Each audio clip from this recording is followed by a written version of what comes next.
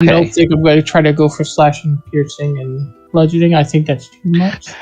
Well, I mean, if you and your DM can figure out a way of flavoring that, like, you know, it takes the form, you cast it, and it looks like a tiny little, let's say a tiny little orb of metal, and then it explodes into shrapnel or even into like little tiny BBs that do bludgeoning damage, you know, or shrapnel that has sharp edges that would do slashing, or like shards of glass that would do piercing, you know, whatever.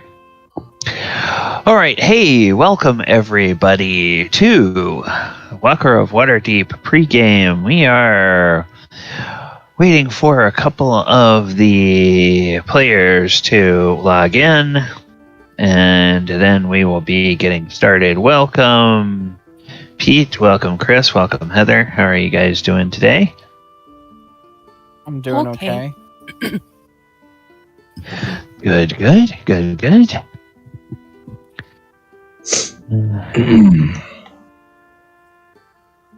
I saw that Ken has been on. Actually, Ken was on the Roll20 when I logged in, but looked like he logged into Roll20 and then maybe went to lunch or something. It's good to see that Elora is apparently on Discord right now, so she might actually be able to make it to the session. Oh, okay. All right. There she is. Hey, Elora. Hi, how you doing, Ivy? We missed you. Oh, probably putting her headset on or something. Hey, how's it going, Ivy? Currently, I'm sick, so. Oh, sorry to hear that. But hey, maybe sure. maybe fighting a giant monstrous tortoise will help that. Yeah. A party today? Huh? Yeah. Pardon? We're killing a torty today? Hell yeah. Big, nasty, evil one. They'll have food for weeks, man. If the meat is even edible. Yeah. The meat isn't poisonous. Although I've heard that tortoise meat is actually really good, and I hear it tastes like chicken. Everything tastes like chicken. I saw snakes. Everything turtles. except for chicken tastes like chicken. Yeah. I saw a video on TikTok where they are dressing a turtle and getting it ready to cook, and you don't realize that until you see them peeling the shell and stuff, and you're just kind of like, this guy is just like, he reacts to these videos of giving your turtle a bath. Makes sense. And then they drop the legs on the plate, and he's like, oh. And he's just like, okay. What? All right. Well, we can talk about turtle soup, turtle stew, turtle gumbo, turtle this, turtle that after we have dealt with today's adventure. Welcome, everybody, to the Walker of Waterdeep. I'm going to turn this music down just a hair. And my name is DM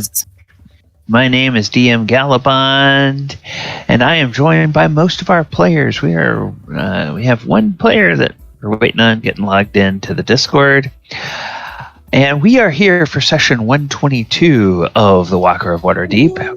The heroes are in the phooey. I forgot to put the session info here. So we are in the plane of Rook, and they are getting ready to fight a giant tortoise. Whoa. And this is a monster that they have been assured is a very nasty monster. I think some people are not quite sure whether they believe that or not. And when we left off last time, they had found a location where they were planning to ambush this tortoise.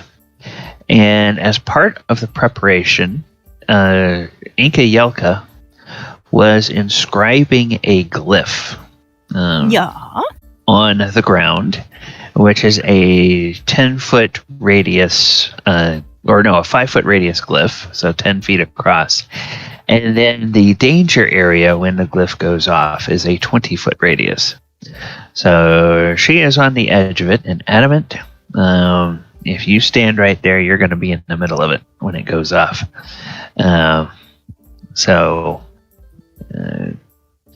They also kind of have your allies in this. Let me zoom out a little bit so it's easier for everybody to see the relationship of space and everything. Your allies are under the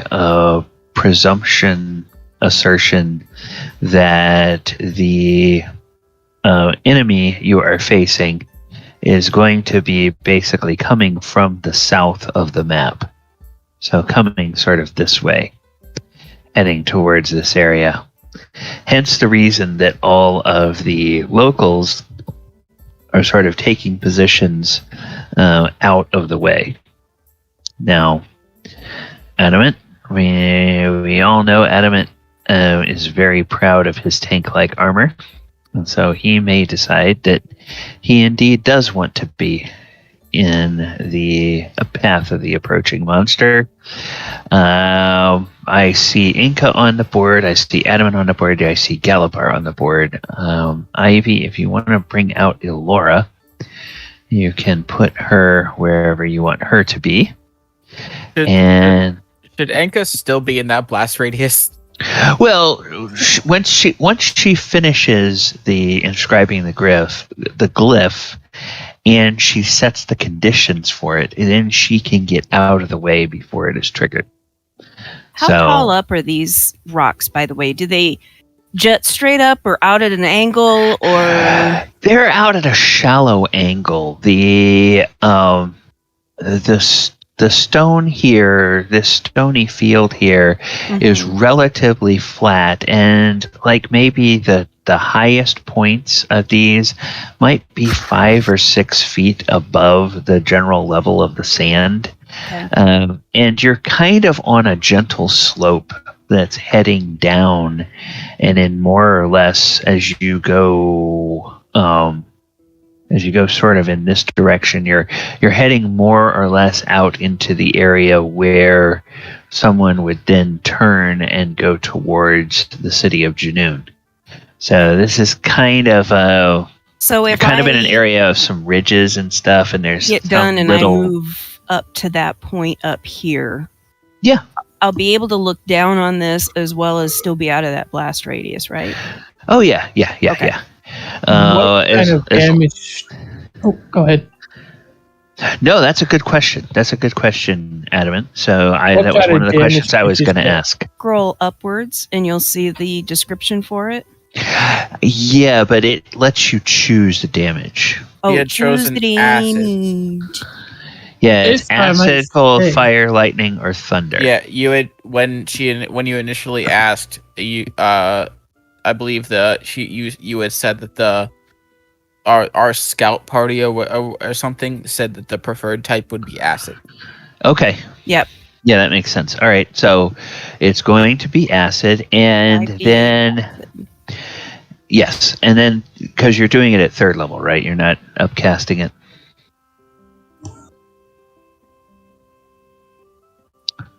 It indicated that you're casting it at 3rd level. And then, of course, okay, all right. Then the other thing is there is a trigger, and you have to set a trigger condition. And the trigger condition can either be what positively will trigger the glyph, or you can say what will not trigger the glyph. And the thing is, so like if you say that, now you've heard about this monster, but you don't really kind of have enough firsthand of knowledge of this monster to say that when this particular monster crosses it, it should go off. The other thing you can do, I believe, is now there's a password you can use to safely navigate it. But what you could do is you could say something like humanoids will not trigger this. So that, in other words, if any of the... Anything walking on two legs. Okay. Yeah, because of the way the magic works, you would know that it's probably safest to say, okay, I'm going to say that humanoids won't trigger it. Yeah. I mean, then of course, if the random skeleton pops up out of the sand and walks across, well, too bad. Then it goes out. Actually, I would like to cast... I would like to actually cast this at level 4, so it ups at 1. So it becomes 68 of damage. All right. Yes. So yeah, as long as you have the spell slot, we're still in the preparation phase. I'm fine with doing that. So just remember that it will, when it gets triggered, it's 68 acid damage instead of 5d8. Okay. I am going to hit myself with this. Protection from energy. Okay, and you're going to say acid? I am. Oh, okay. He's going to come up here, and he's going to be kind of the lure. Oh. Oh, okay. I got it. Never mind. They're stupid. Okay. All right, and why go are ahead. we killing this turtle? It's coming towards the village. It's very destructive and evil. No, Do we know what it wants? Food. It thinks the thing we were given was that the people of Janoon, the place we're going to go to later on, wanted to capture a turtle, like one of these giant tortoises, for the gladiator match. And they took the daddy turtle and the baby turtle and left the mama turtle. And this is the mama turtle thinking that we are in the direction of where they took the daddy and mommy turtle, or daddy and baby turtle. And it is going to, if it comes towards this village, it will destroy this village. So we need to kill it. I feel like it has a right to kill the village, though. But the village isn't the one that caught the turtles. Huh? It wasn't the village. We aren't Janoon. Oh, okay. We're in that little village that are basically, people that are innocent about it, so... We're in the village hidden in the sand, not Janoon. And these things are sentient and eat. So I eat psychic energy to put it easily. So yeah, unless there's a better way of literally directing the stupid thing right around the town and let it go on to Janoon, there's pretty much nothing we can do. We have to destroy it. And of course, the fact that it's sentient, that might be something. Is there anything that Elora would be able to work on first? Well, does Elora have access to dominate beast? No, but I can speak to it. Because it's still an animal. Well, you can try and stop it and speak to it before it crosses this area. But you cannot let it know that this area has a trap for it. Otherwise, I would have just wasted a spell. It has all the right to be upset, and it doesn't know that it's going to go into a small village and destroy that. Oh, it knows. It's just it absolutely knows. We're human like beings, and human-like beings took its family, and well, it can also read thoughts from like miles away. Yeah, it devours thoughts. Isn't that right? That was. It mind reads from miles away. Yeah.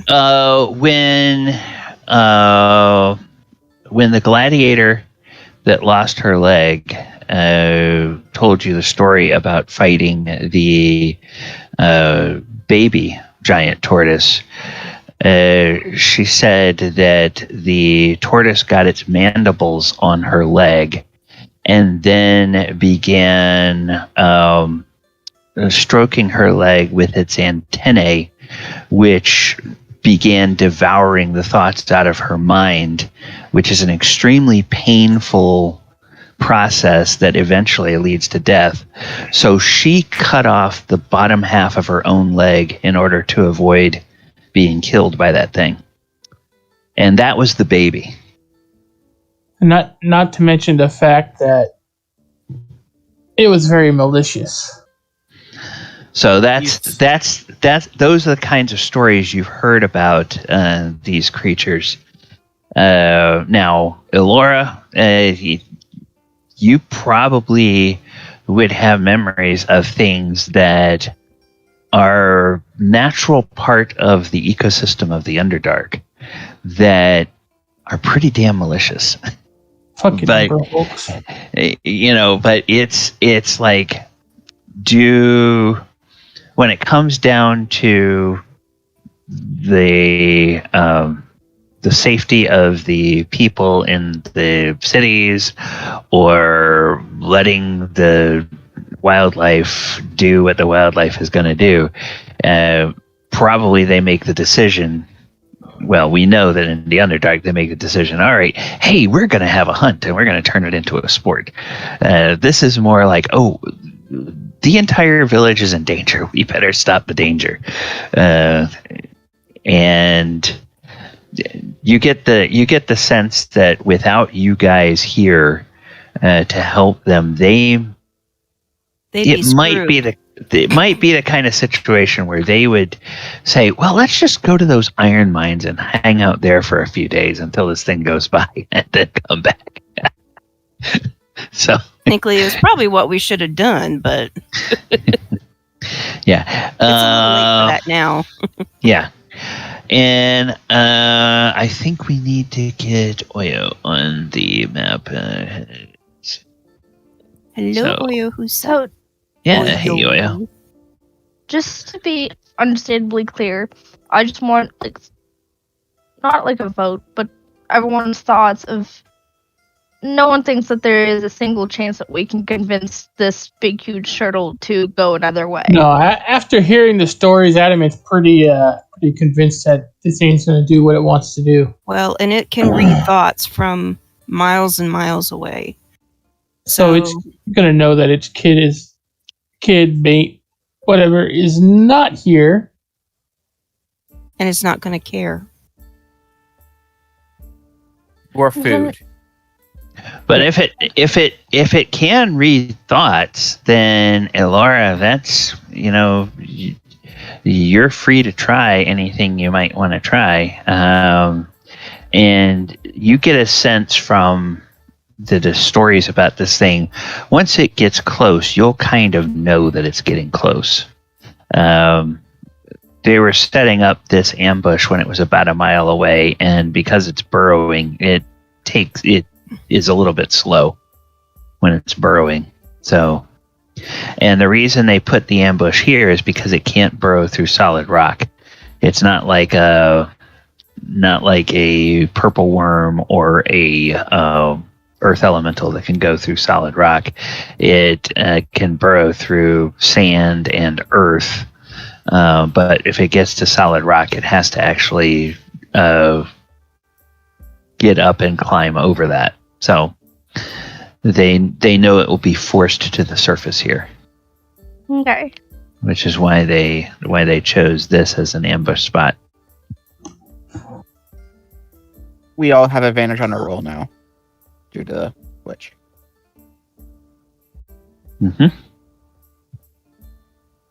Oh, okay. Wonderful. Thank you.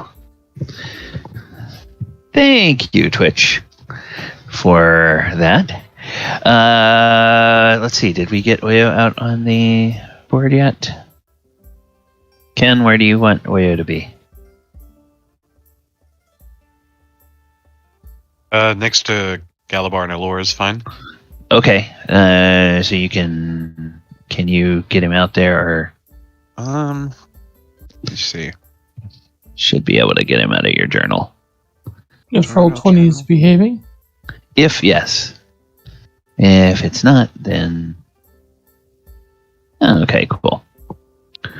All right. Okay, so Enka, Yes. you are finishing up your glyph. Where do you want to be? Here. Or, Okay. Yeah. Yeah, right about there. Okay, and Adamant, you want to hang out there? All right. Well, everything is quiet for a time. In fact, some people say it feels like it's a little bit too quiet. Does have turtle power. And, the only sound that you hear is the sound of the breeze blowing. But then, let's see, I think all of you pass a perception of 17 or better. Mm-hmm. Is that right? Okay. Yes. My passive is 10. So. Oh, passive is 10. Okay, so everybody except for Galibar, you begin to feel a little slight rumble, like a little tremor in the sand, and it seems unlocalized at first, but as it gets a little bit stronger, you definitely seem to think that it's coming from the south.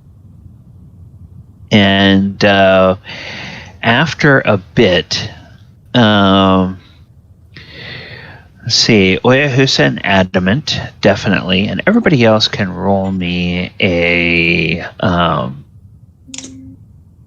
anybody else have a 19? No. Everybody else can roll me a perception check. I have a 19 perception. Oh, okay. Okay, it says 18 on your Roll20 thing, so if that's updated... Persuasion. I'm sorry. There. Oh, that's even worse. Okay. So then... Oh, that's my old sheet. No, I'm using the Planeswalker sheet. Okay. All right. Yeah, the little tile that you have on Roll20, it says PP18. I think you can update that in Roll20. All right. So yeah, you guys notice right down here. Whoops. You guys notice right down here. There's a little disturbance in the soil. And then kind of like a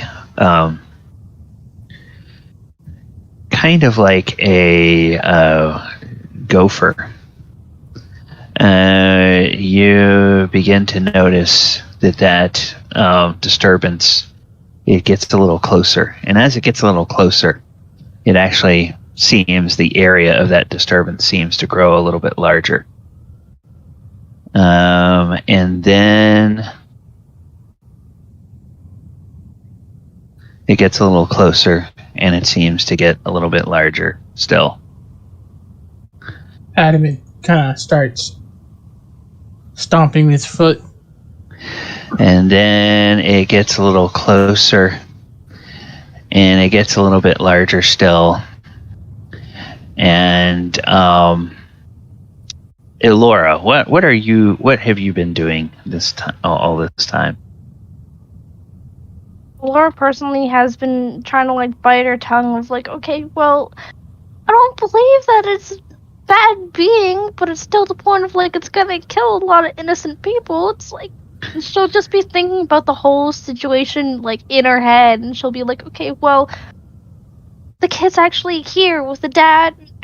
They should be safe, but, like, the people actually to blame are these people, not those people, and she'll be, like, just watching it all just very carefully, just wondering what it's going to do. And as it gets as the disturbance gets about there, it seems to stop for a moment. And Elora, you hear a voice in your mind. It's a powerful voice, a large voice, and yet it's also a plaintive voice. And it says, "Help me.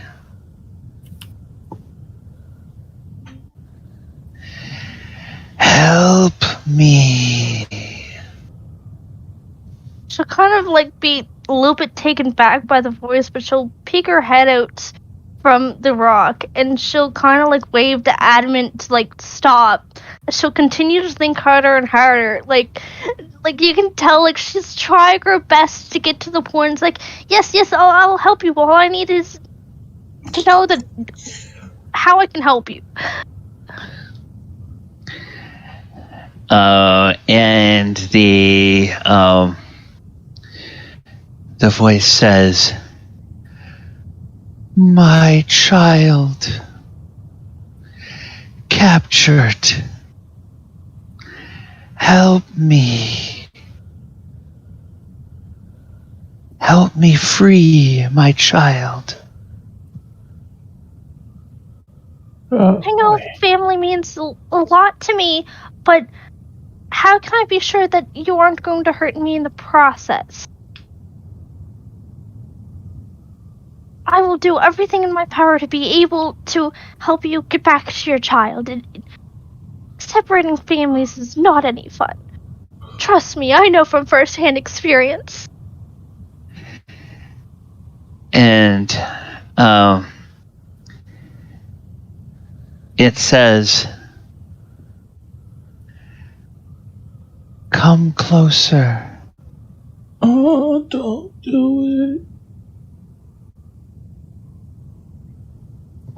Well, we'll kind of look up at Oyohusa and then look at Galibar. She'll look back at the little waves in the ground and she'll step into here. Oh, God. And then Enka is pissed. She will personally start preparing the Misty Step as a bonus action. okay. And You so won't cast that's it 30 yet. feet. Right. Okay. So that means if something triggers that glyph, you can boom. Yes. As a instant reaction, get out of there. All right. I like it. Okay.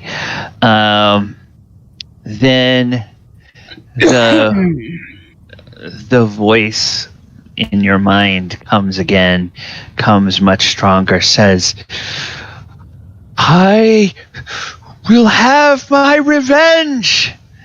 And Elora, and it's like a mournful cry. And Elora, you hear that message, but Enka, Adamant, Oyo, and Galibar, this time you all hear that message in your minds. And from the reaction of the people around, it's clear they heard it too.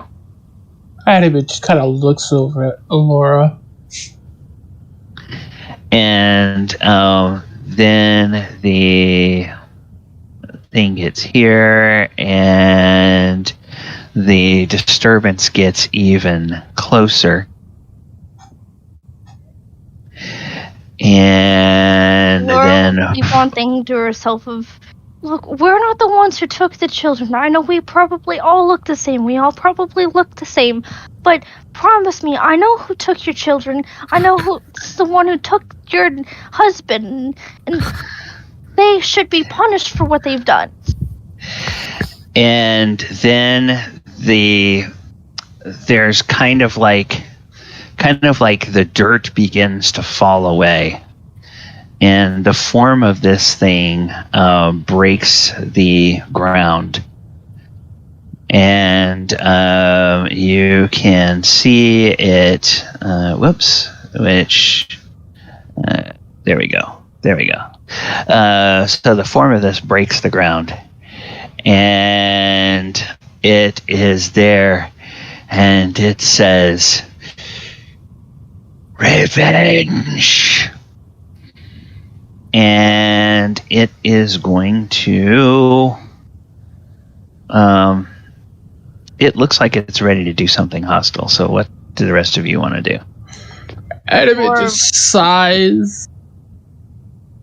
And he's gonna charge in. Use our Misty Step to get out. Okay. All right.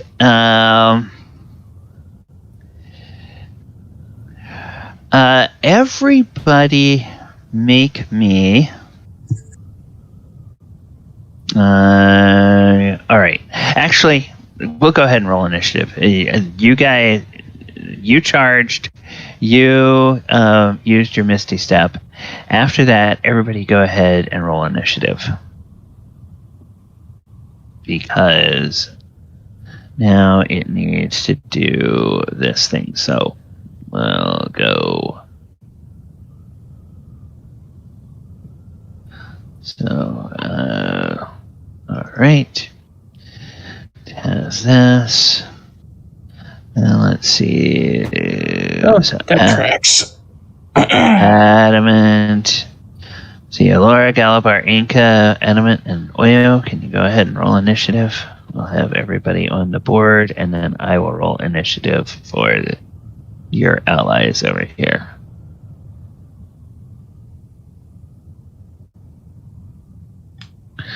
All right. And, okay, wonderful. So, in descending order. Okay. The first thing that happens is your allies get to go, but what did my notes say? What's my battle music for this one? Oh, yes, it's that. So, let's do this. Let's bring up. And okay. All right. Okay, so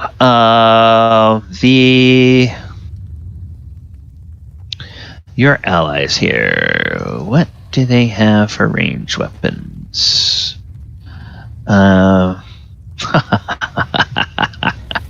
Okay. They are going to, several of them that are close enough are going to make some attacks. There's 1, 2, 3 that are within 30 feet, and a couple that can get to within 30 feet. So this guy is going to move down here. This guy is going to move over here. This guy will move here. And yeah. So 1, 2, 3, 4, 5, 6. 6 of them can make attacks with their ranged weapons. So that's 1, 2, 3. Oh, somebody hit. 4. 2 crits. 5 and 6. So 2 hits, 2 criticals. So that is 12 and 11. let's see. Does this thing have? Okay. 12 and 11, but they kind of groan because it seems like it didn't do quite as much damage as they thought it would. So 6, and then those hand crossbow bolts dig into the neck of this creature, and that's, it kind of gives a grunt when that happens. All right, that's pretty much all they can do. Oyo, you are up. I am up. Well. Alright, let me see if I remember the rules for this. So, I would like to cast haste on myself. Okay. And I do that Concentrate. by... Uh-huh. Yeah, go ahead. Oh, Okay. it's a 3rd level spell. So let me pull up the thing. A level 3rd level spell, 90% chance of success. So I'll go ahead and have roll. 45 PSP. Yeah. Right. So a 3rd level spell. That takes. See, I was dumb. I didn't put this in the same table. I made 2 separate tables. That was dumb of me.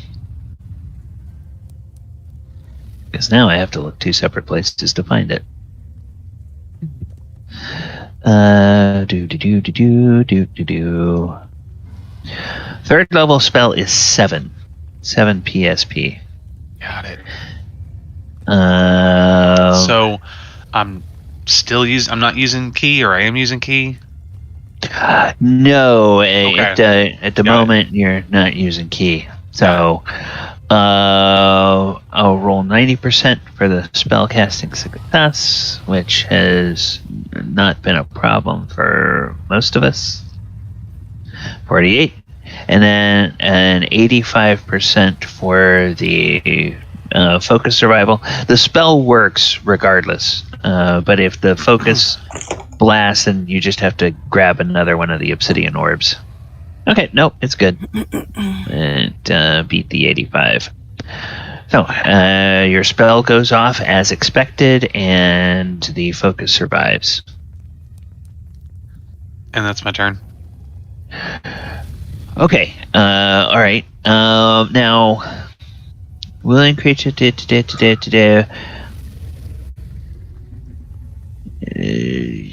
you gain an additional action. Yeah. Okay, but you just want to do that. I'm going to use the hide action. Okay, all right. I'm going to hide behind a rock.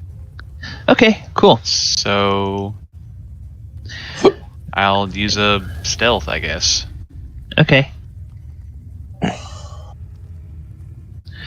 All right. So stealth with 17. You duck down and you hope you're hidden. Yep. Elora, you are up next. Boy, this thing is pretty big.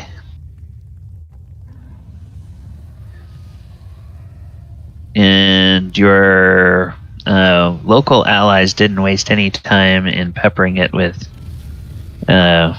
crossbow bolts, so it's probably not disposed to being friendly to you at this point. What would Elora like to do? Oh, whoops. My mic shut off. Okay. Oh, okay. What to do is that she would like to try and cast fairy fire on a big, huge object that, yes. Yeah, okay. Well, yeah, the 20-foot cube, it gets this object, so it, in fact, Objective It in destruction. fact does have fairy fire. What color do you want your fairy fire to be? Duh, purple. Purple. Like that would Okay. be anything So- but that. Sparkles of purples just overcoat everything of the big, huge tortoise. Okay, so I'm gonna do.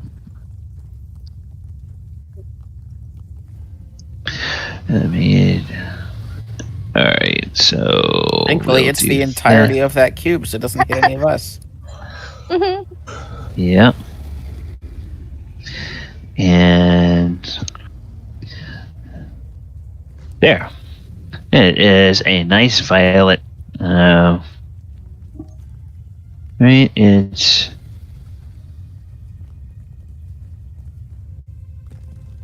Yeah, blue, green, or violet. So, yep. Oh, I quickly looked up the hex code for violet and figured that in there, so it would be correct. All right. Anything else, Elora? She'll try and move like 5 feet closer, so she'll kind of like back into it, saying, "Okay, well, if you're not gonna listen to me, then come get me." Just trying to be rude. Like, she just feels very insulted that it wouldn't take Elora's help. Okay. And then the giant tortoise. The giant tortoise goes. And the giant tortoise is going to do this.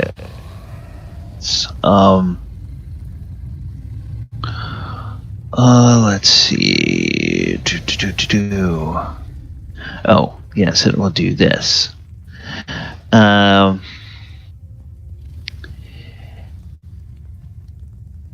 Everybody.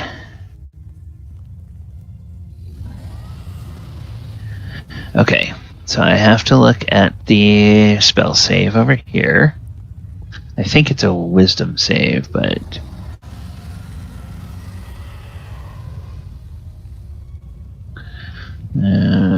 Oh. There we go. Just, come on.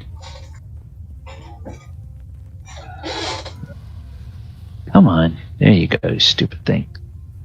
Alright. Wisdom save. Yes. So you need to do a wisdom save as it casts its mass domination. So everybody within 60 feet of it. No. And it's basically like a dominate person spell. No. And its spell save is 20. Why? No. I would have to roll a nat 20 to freaking pass that. What? So what do we have to roll? A wisdom? Wisdom save. And the spell save DC is 20. I think I'm going to use that advantage from the chat. Crap. So does that count as like a charm? Let me see. Dominate person. It is an enchantment effect. So, yes, the target is charmed. So if there is any features on your character that gives you advantage or resistance or anything for charm, then that is the ability. Now let's take a look and see. Oh gosh. Seeing if it's upgrading. Just give me a second. I'm going through everything. That's affecting. That's going to affect everybody on the battlefield. Well, I used my advantage from the chat. Yeah, but I mean, all of your allies have to make a check. So there's Yeah, I have many to of pass. your I would have had to make a 1, 2, freaking 3, 4, 5, nat 20 to pass that save. Okay. Yeah. So 1, 2, 3, 4, 5, 6, 7, 8. Druid. Yeah, suddenly Adam's feeling very outnumbered. Oh! Yes. Way to go. Girl. Way to go, Elora. So Elora passed, Adamant passed, who else passed? Oyo passed, Galibar failed, Enka failed, and is that everybody? Is that everybody in the party? Enka, Elora, Galibar, Adamant, Oyo. Yeah, that's everybody in the party. Okay. Methinks So- Oyo is going to want to get away from me as soon as possible. Three successes, 2 failures. All right. So, Enka, you and Galibar, you hear this compelling message in your mind. Bring me food. I need the living. And you suddenly look at all of these other tasty, tasty humanoids, and you really want to bring them right up and just deposit them right in this thing's mouth. So the 2 of you can get to do that on your turns. And that is its turn. So now that means, let me see, I have to say it is, okay. Our only saving grace is hopefully doesn't have enough of those side points to freaking keep this spell up. Yeah, it's a lot of points. I think it's 9 per person per turn. Yeah, it's a lot. It's a lot.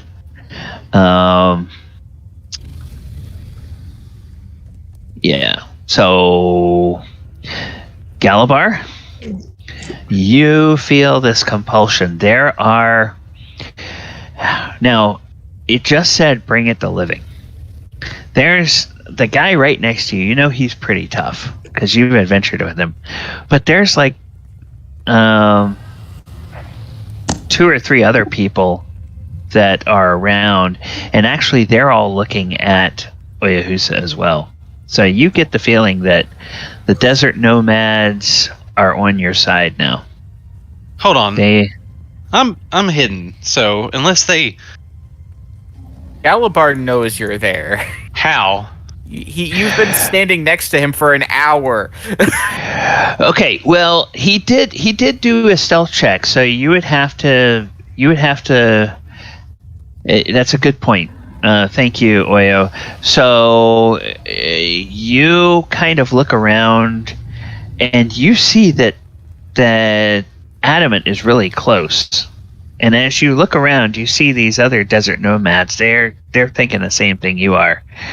Elora is way over there. You can make a perception check to see if you can. Well, yeah.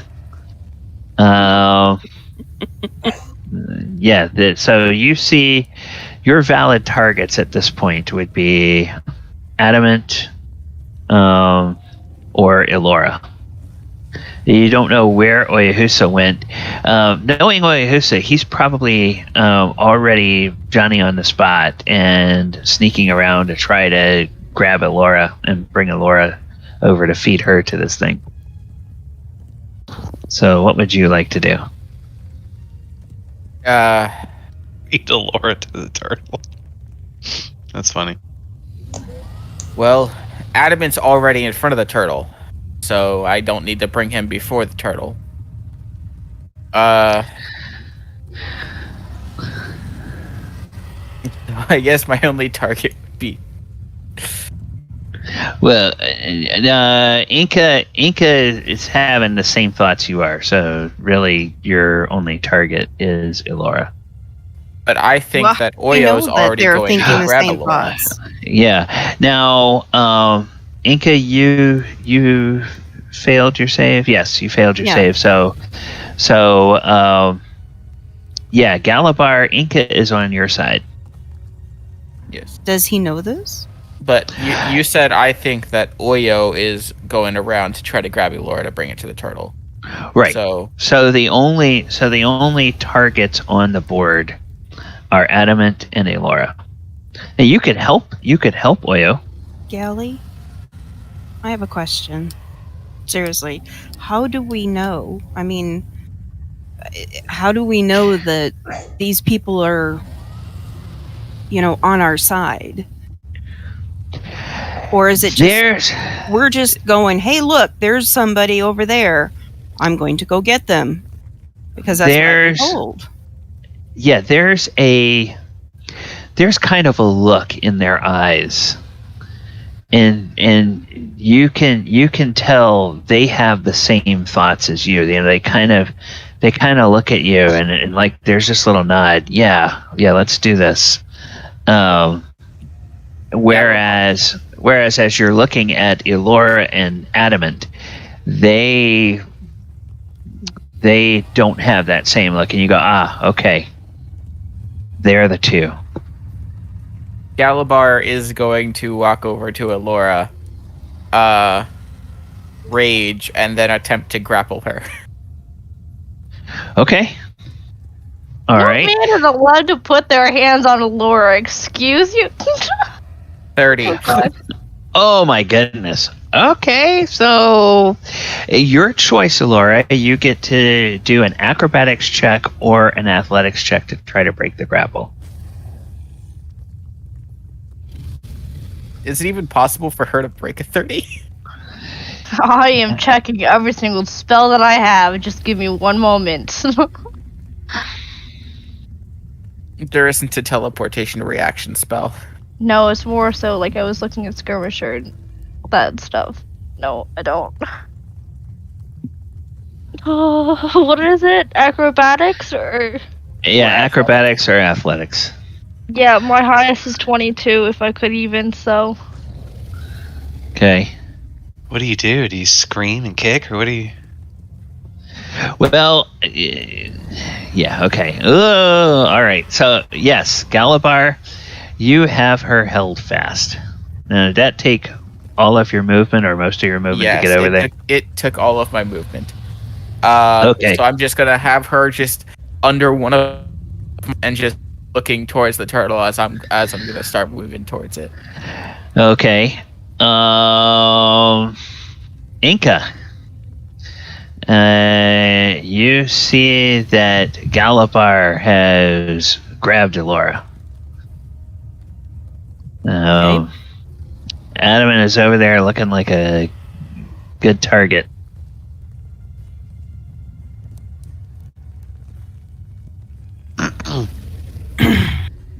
Well, so it's the domination under the effects of a domination spell. Huh. Yeah. Does that mean you control the character's actions, or you just give them a command? Some DMs do it different ways. I prefer to give a command and let them decide how they carry it out. Cool. I suppose there might be some situational things, like if the boss monster, if it was already in the middle of a fight and the boss monster had identified the most, the second most deadly target, they might tell Galibar, attack that person,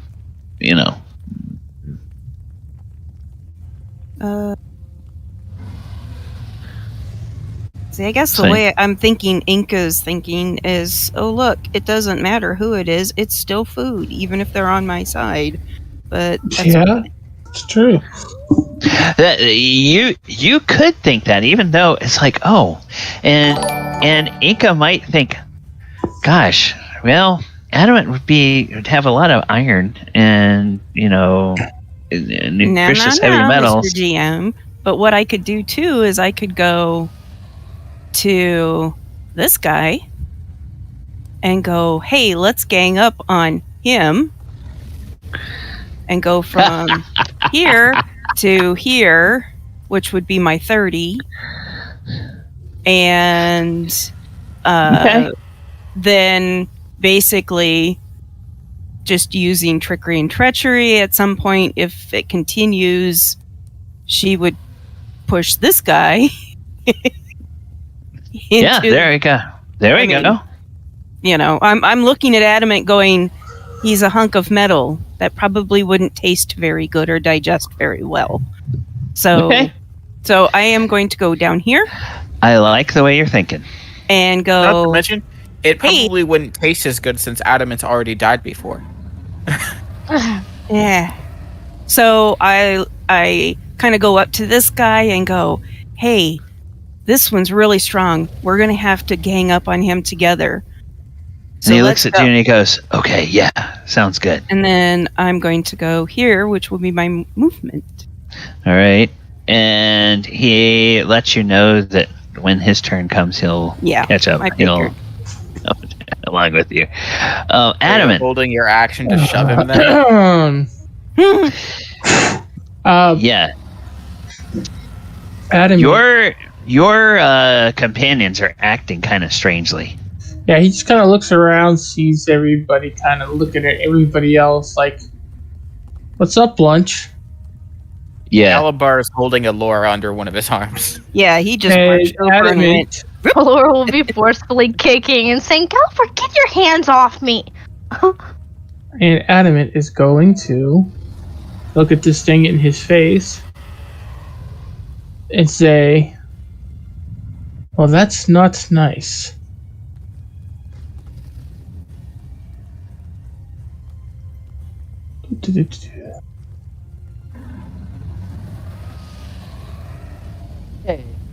Inflict wounds. So it makes a... Okay, you make a I rolled a touch 25 attack, to hit, which will hit. and that is And- doing 53 necrotic damage. Necrotic damage. So let me take a look at its resistances. It doesn't get a saving throw because it's a touch attack. And all right. 53. 53, you say? Yep. Minus 53. Okay. It doesn't seem to like that. Does it have to roll a concentration? Yeah. It will now have to roll a concentration check. So 53, half of 53 is 20. It's a DC 26 concentration check. DC 26 concentration check, which is a constitution, right? Yep. Okay. So we'll see if it can do that. Oh, missed it by 1. Legendary action. By 1. Oh my goodness. go, Okay. dude, go. It does fail that. So the effect drops on everybody. Galibar and Enka, you come back to your senses, and you see the nomads all sort of shake it off and look around with a little bit of panic in their eyes. Yeah, she's got the same panic because she's looking back at the guy she was trying to talk to, going, "Holy crap! I was going to kill him." Yeah. And just to rub a little sand into wounds, since I just made a quote unquote melee attack. Mm-hmm. Okay. Yeah, you miss. So, on everything because of purple sparkles. Oh yeah, you're right. You're right. yeah, you do have advantage, so you can try that again. 20. 20 is For 11 exactly damage. 20 is exactly what you need to hit this guy. He's got an armor class of 20. So I forgot to give everybody bardic Bardic inspiration before. you can only you can only give it one at a time, and I think it's a very short duration, so it's one of those things you almost have to Yeah, you Is can it- only do one. You can have multiple out at once, but it's only lasts for 10 minutes. Jesus. Oh, it's 10 minutes. I was thinking 1 Yeah. minute. All right. All right.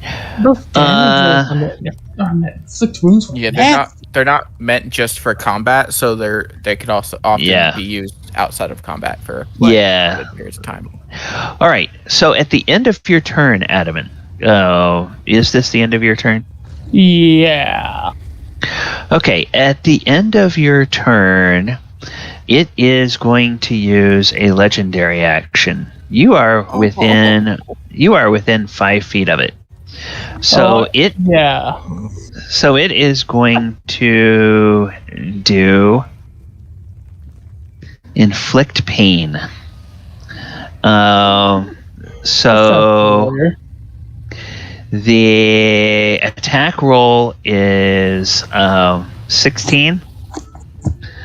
It does not have advantage on you. So the attack roll is 15, and it is. Wait, it doesn't have advantage? It says the attack is a target wearing armor or made of metal. Oh, it does have advantage. It does have advantage. Shocking grasp.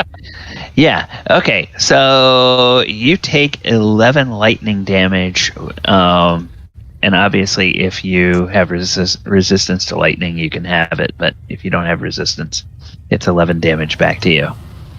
I do not. Okay. But you know what? I will take 11 to dish out 64. Seems like a fair trade. All right.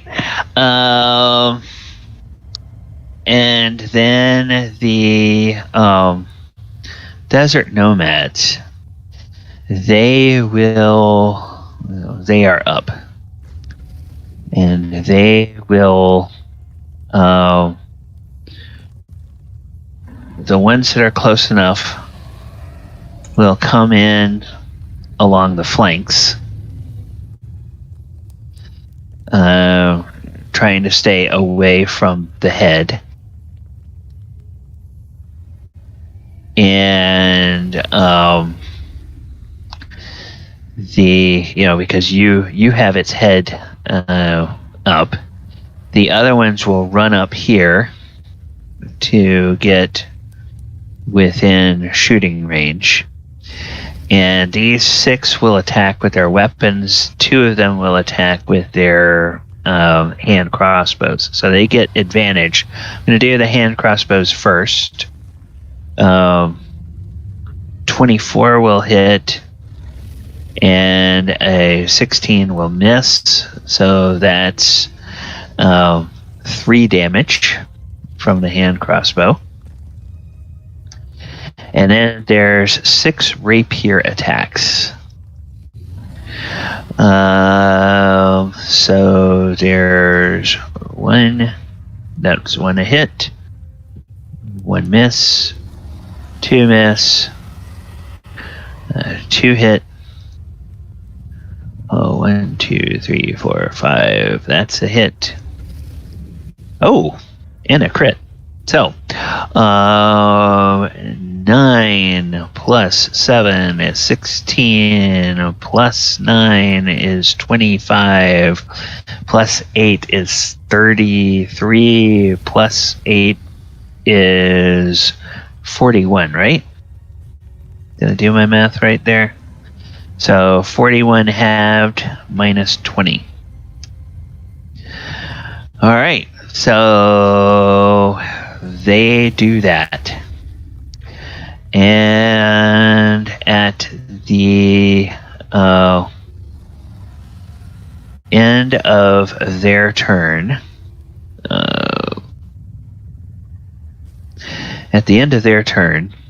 the giant tortoise is going to use another legendary action. Okay.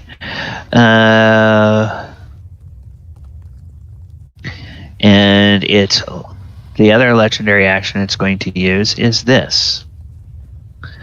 It can cast one of its spells up to 4th level. So it will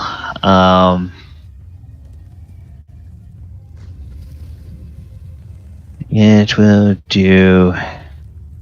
Oh yes. Yes, alright.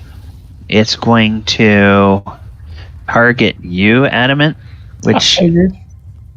and it will do its psionic blast. So, it's basically a phantasmal killer spell.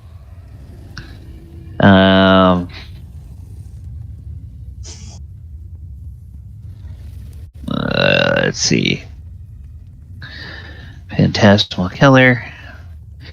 That is a wisdom save DC 20, which is probably your best save. Mm-hmm.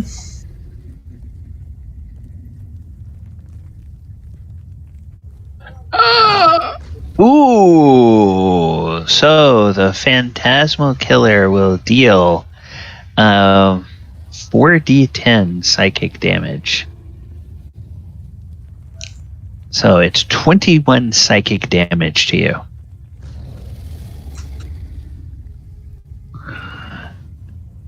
And it is out of legendary actions. What? And it costed that, so it's down to that. What does Alright. Adamant think that is hurting him? Yeah. I would even know because he doesn't feel pain. He's Just very confused right now. yeah, manifest your deepest fears. What would Adamant's deepest fear be? And this could be an intellectual fear. It doesn't have to be like a painful fear. It can be like His gears grinding to a halt. okay. Your mind is filled with the thoughts that you are going to go cast your what is that necrotic spell that you cast? Inflict wounds. Inflict wounds. That you are going to go cast inflict wounds on an enemy, and somehow your touch is redirected to yourself, and it just seizes up all of the gears in one side of your chest and one arm, and you just are terrified. Intellectually, in an intellectual sense, you're terrified that that's going to happen to you. And that is what is responsible for your psychic damage. What's even worse is he's never felt fear before. Yes, it's a new sensation. Does he Congratulations, Pete. does he take the damage now or on their turn? Target must make a wisdom saving. It just says a target must make a wisdom saving throw. Now, at the end of each of the target's turns, it must succeed on a wisdom save or take 4d10 psychic. So it takes damage now, but it does not take damage again until the end of Adamant's turn, Okay. and only if Adamant fails a saving throw at that time. And they're frightened, right? And he's frightened.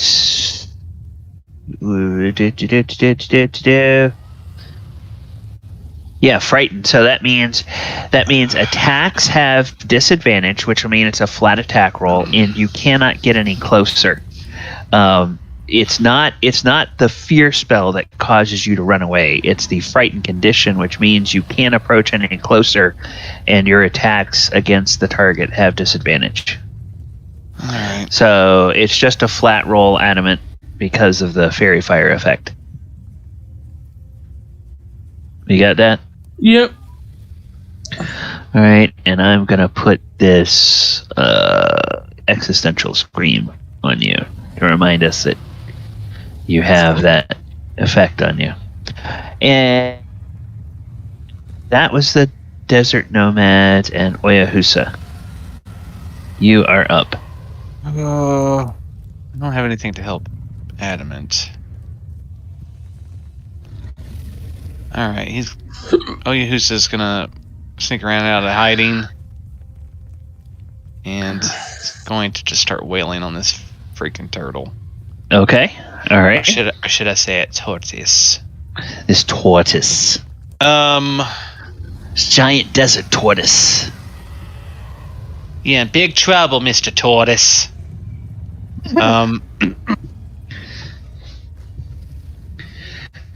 Or should I say Mrs.? Okay, he's just gonna start swinging. Let me see here. I have advantage, so I don't think 18 hits, does it? 18 will not hit. No. Swing again. Armor class is 20. Wow. So, yep. that's 25 will hit. terrible damage ever. Okay, I burn a key point. Stunning strike. What happens? Okay. Let's all see right, here. so- Stunning strike. 10. Let me post it.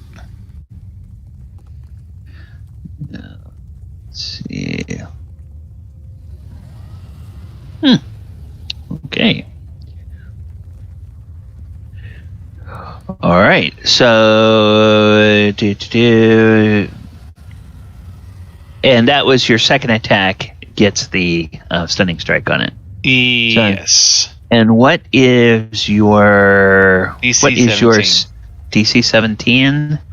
So it needs to make a con save of 17. Oh, it fails. Oh, I think that means it's just a concentration. It fails, and that means ladies and Legendary gentlemen, save. Oh. that it is in fact it's not really a good. Yeah, we'll just put that on it. It is stunned. Because it has immunity to a lot of effects, but stunned is not one of them. So it has to roll saving throws like everybody else. Now, when you are stunned, let me just and let me see what all else that does. Can't take actions or reactions. I don't know if that means it can't concentrate or not. Stunned creatures incapacitated. See that condition. Can't move and can only speak falteringly. Creature automatically fails strength and dex saves. Attack rolls have disadvantage. So now incapacitated. Incapacitated creature can't take actions or reactions. So it doesn't say it can't maintain concentration, but Yeah. Beat 10 damage on your concentration check. yeah. Just kidding. Well, it does have to do that because you did hit it. So let's go ahead and make a save for the concentration of the spell. Oh. Yeah. Well, Yeah. I'm going to use my ability.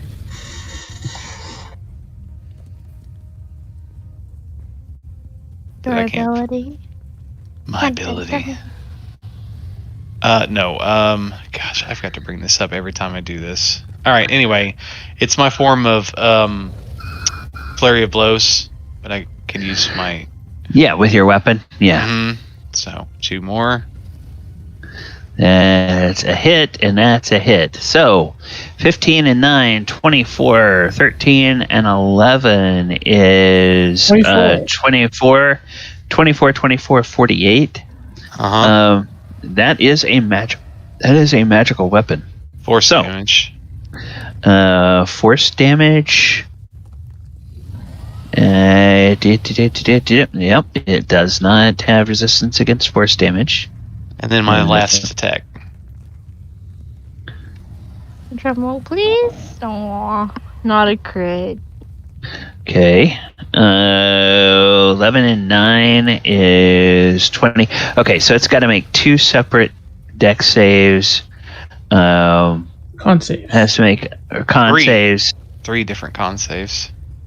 Oh, 3 different con saves. You're right. It's going to make 3 con saves. One of them it can't fail. 24, 24, and 20.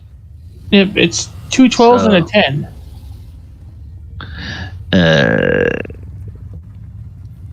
All right, so con save. First one going for a 12 succeeds. Second one going for a 12, it succeeds. Third one going for a 10, it succeeds. All right. That's my turn. Yeah, it basically fails that one on a 1 because it has a +9 on its Constitution. Yeah. Hey, I got some strikes in. So Yeah, you did. Elora. Could I use just a free action just to drop her? So I'm not like. Oh yeah. You can use Laura a free would be action. still kind of like kicking at Galibar, saying, "Just put me down already." He put you down. And she'll kind of fall on her face and just stand up. She'll kind of like give him a little whack and says, "Everyone needs our help. It is not time for fooling around." She'll kind of. Then she'll. Besides, you're not the one I've been flirting with. Get off of me, you monster. She'll book it to Adamant, and she'll kind of like say, Adamant, I'm here. It's okay. Don't worry. You'll be okay. It's a big, huge thing in front of you. Don't be scared." And she'll do cure wounds at 4th level. Okay. 12 and 9, 21 points of damage healed. 4s Adamant. across the board.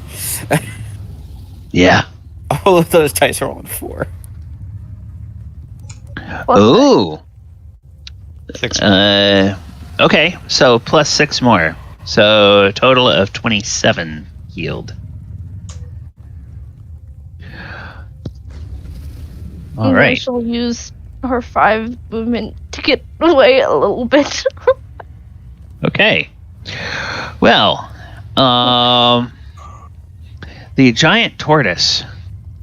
Now, thanks to Oyo, it cannot take actions. It cannot take reactions. However, but it can. And it's so yeah, it's its turn. So on its turn, it's used all of its current legendary actions. Its legendary actions recharge.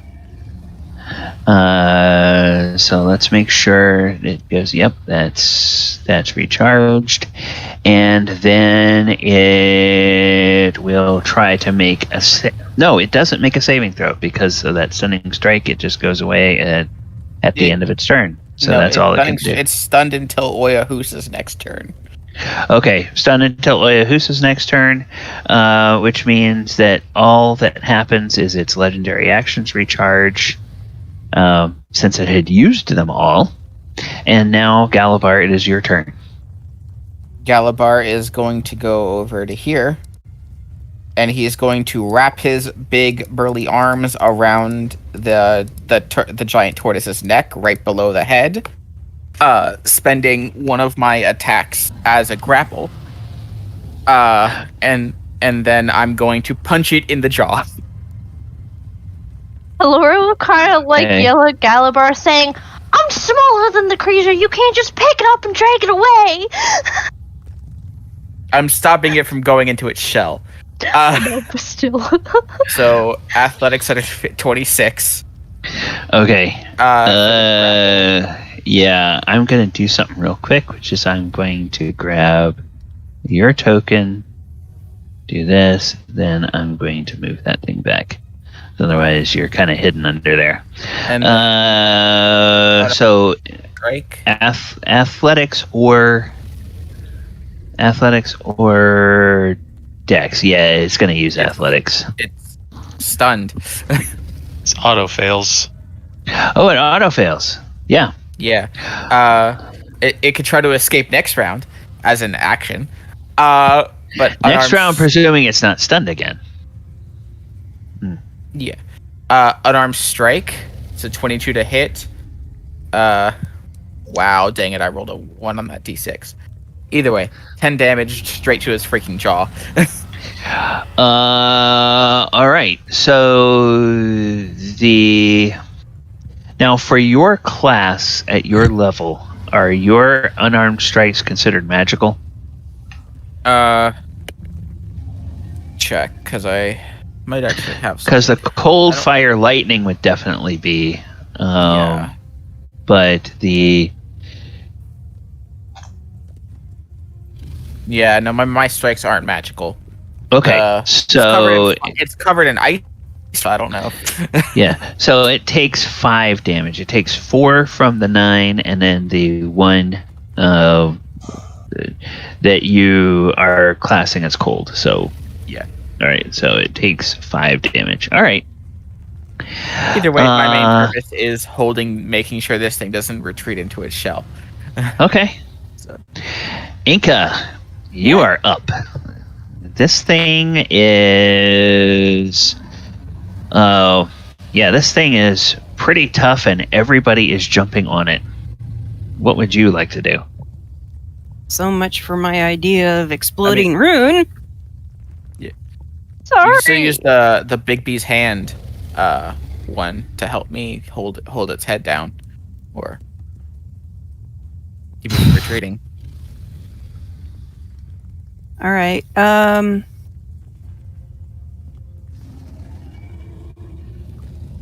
So I will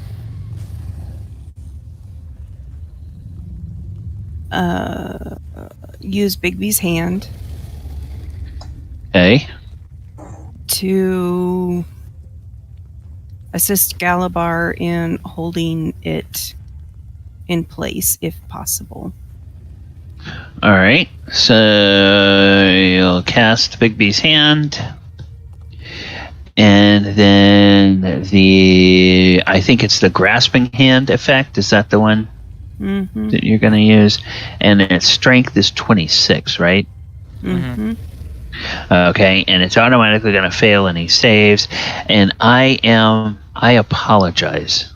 I remember now that we have gotten to this point, I remember that I said,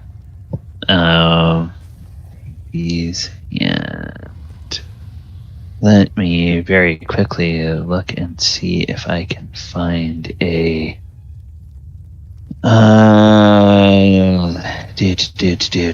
Oh, yes, okay. There we go. I like it. So we're going to save that.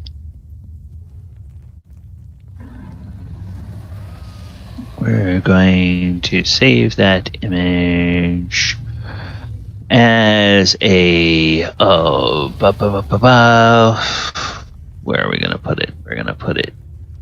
Yeah. And as she is doing that, she's going to yell to everyone to remember the plan. I think that's gone out the window. Great. Generators. Token tool. All right. All that work. Go to this token tool. Best laid. You know what they say about the best laid. Shush. I could just be annoying and just set it off now and burn all your butts. Okay, then you keep speaking and then you kind of bottom out there. Alright, there we go. This, put it here, and then, oh, that's right. We'll make it over here. There we go. And then we'll download that. We go over here, we go to downloads, we say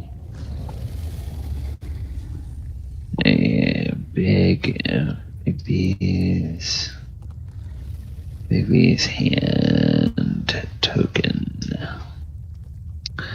There we go, and then we go back onto the thing, and we will bring that out here. All right. Then controlled by Enka. Do you want it that size? Do you want it a little smaller? What would you? Whatever works for the table. Let's make it a 10 by 10. Okay. Yeah. So now you should have control of that token, so you should be able Yep. to move it around and place it where you want it. Okay. All right. So I'm trying to hold his head down. All right. Cool. Excellent. And I also back up out of the. Okay. Back up out of that range. Okay. Adamant. This creature, it appears to, there's something weird about its eyes. Its eyes look like they can't quite focus, and Galibar is clutching it, and Inka's Bigby's hand is grabbing onto it. What would Adamant like to do? Well, Galibar, I can have a question for you. How many things of that flamethrower fuel do you have left? They're in my bag of holding. I have 3. You guys are talking so casually. It's like you think you never guys would used be it. straining. I never used a flamethrower. Then I've got 2. Actually, no. I have 9 canisters left. Oh, that's even. Would those be considered tiny items, Gally? Oh, what? I heard you ask him about something, but I The couldn't hear what. canisters of flamethrower fuel that we got in Ravnica, would those be considered tiny? Oh no! To power the flamethrower, they would be small items. They wouldn't be tiny, but they would be small. Okay. They're in my bag of holding, so you can't animate objects them.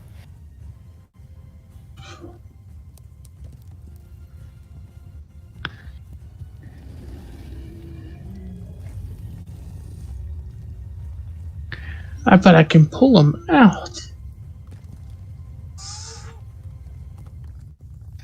But that'll take a couple of rounds, so never mind that one. Okay. We are going to, since I have advantage again, thanks to it being stunned.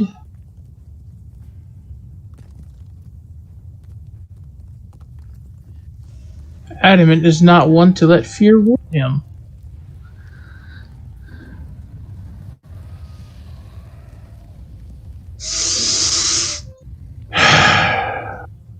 Can I do anything in a minute? Okay. 17 is gonna miss. Yeah, I'm looking.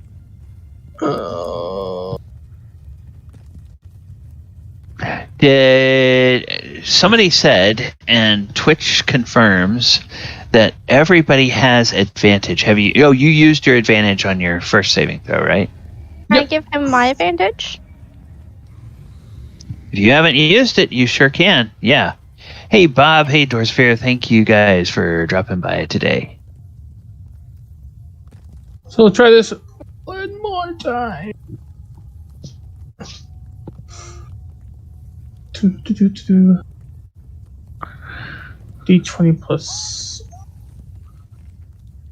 Yep. Nope. D20 plus. Just do the inflict wounds again, because you get advantage on it. Just roll it again.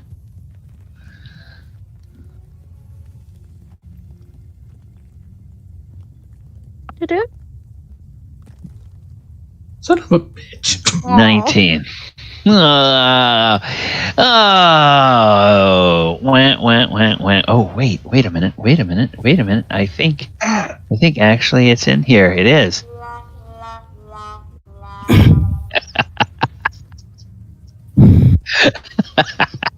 I love Sirenscape.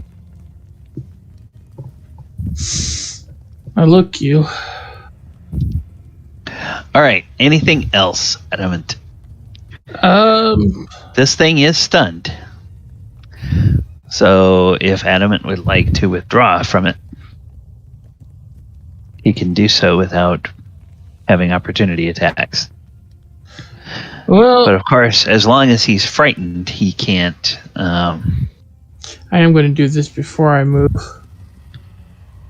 Bink. Shield strike. Okay. 19, that'll miss. I still have advantage. He's still fairy fired and stunned. You're feared.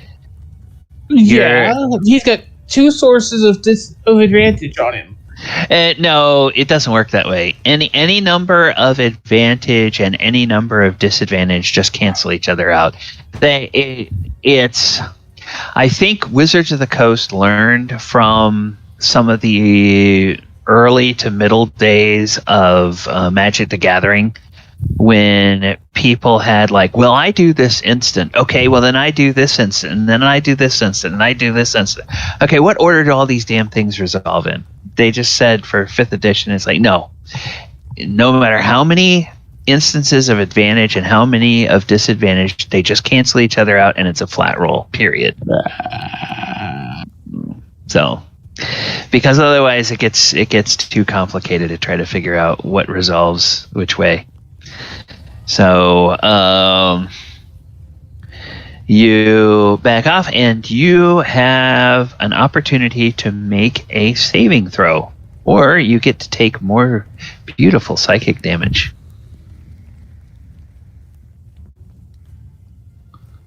I'm going to use my one use of Indomitable. And what does that do? Just re-roll it. Okay. Dude, it was meant to be. It was meant to be. Adamant, you've been given advantage on another roll. Thank you. Try this. I'm going to use it now, of course.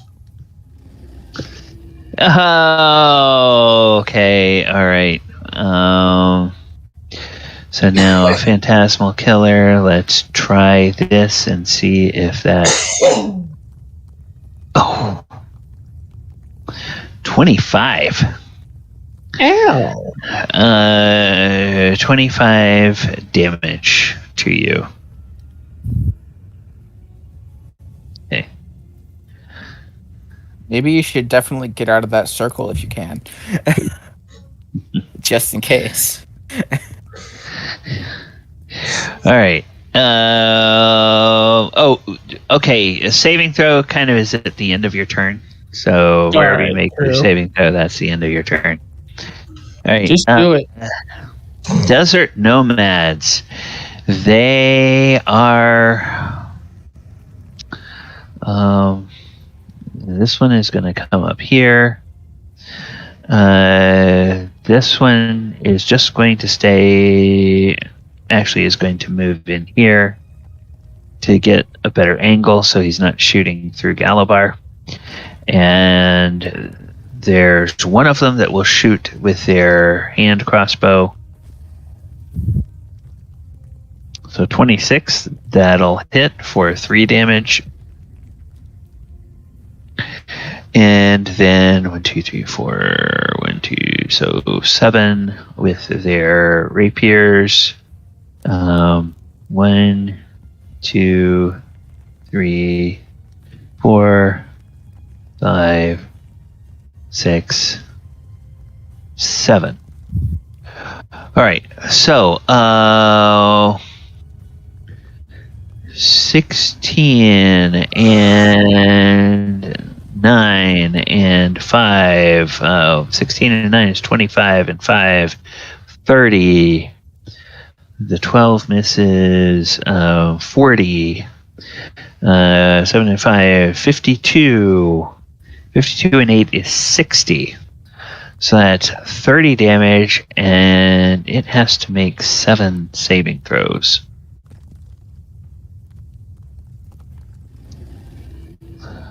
To see if it can maintain that. So, all of them are going to be DC 10 because none of those were above. None of those single attacks were above that. So, concentration. 1, 2, 3, 4, 5, 6, 7. Succeeds on all of them. So maintains concentration. Oyohusa, at the beginning of your turn. Whoop. Alright, the stunned effect goes away. Now, you are up, sir.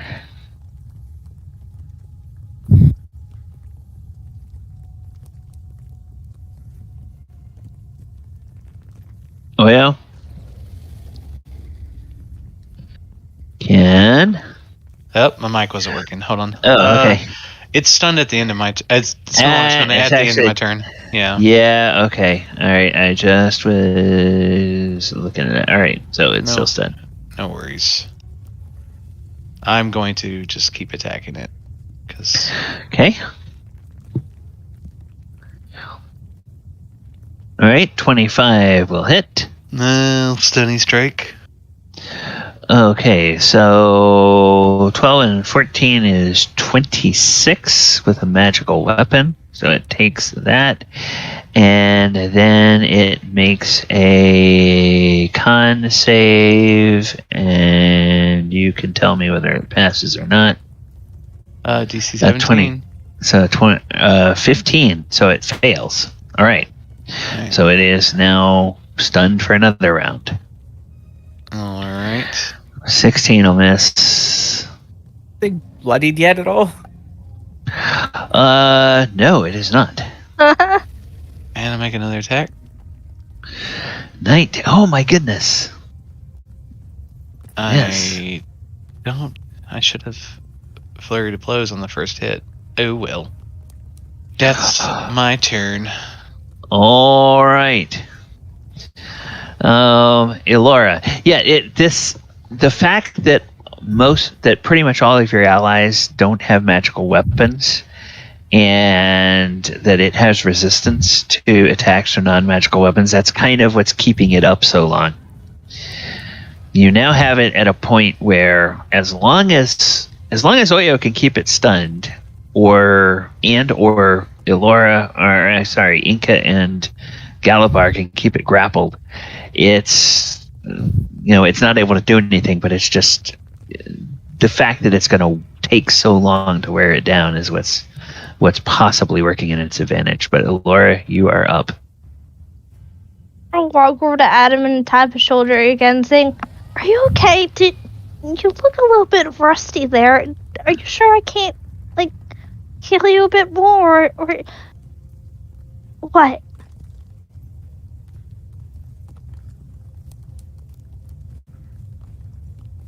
She's basically asking Adamant if he wants a healing or if she should do something else. Pete, are you there, or did you have to step away? No, I muted myself because I'm crunching on an Oreo. Okay. Just trap it somehow. Trap it. I don't care how. She'll think, it's like, okay, well, how can I trap it? It's pretty well trapped with it being grappled. When you're grappled, your speed is 0. Can you cast a wall of stone?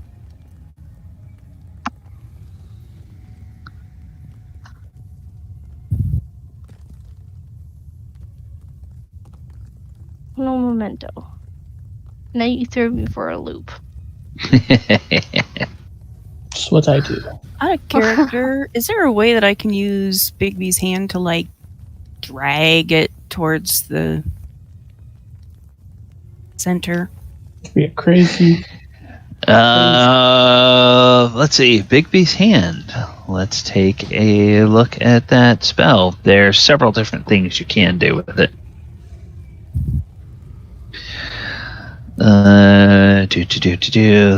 Bigby's hand. So, clenched fist. Forceful hand.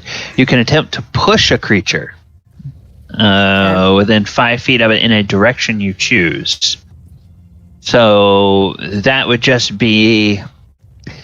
basically be you reorient the hand behind the tortoise and you start pushing it. Now, of course, you're pushing it right into Galibar and into... but you could let him know that's what you're going to do, so he could kind of walk along with it. If my grapple on it's going to end in this next turn, but I was just grappling it until that Bigby's hand got there. Okay. Something can't be. If one thing is grappling it, something else. It's pointless for something else to also be grappling. Okay. All right. Well, then, if she changes that to a forceful hand instead of a clenched fist, then it's no longer grappling, it's just trying to push. All right. Well, at least I know that I can use the hand to move it. Yes, and notice I would recommend you go to D&D Beyond and pull up the Bigby's hand and review that. If the target is medium or smaller, you have advantage on the check, so that is not the case. If you succeed, the hand pushes the target up to 5 feet plus a number of feet equal to 5 times your spellcasting ability modifier. So what is your charisma modifier? Charisma modifier is...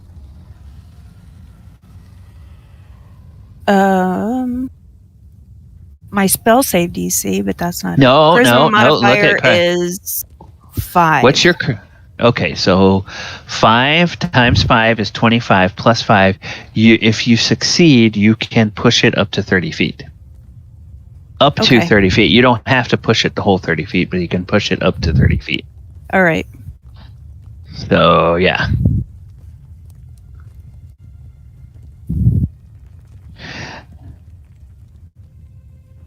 Elora herself will kind of groan and say, well, I probably could, but I'm more concerned about you right now. As she'll do the cure wounds at 3rd level.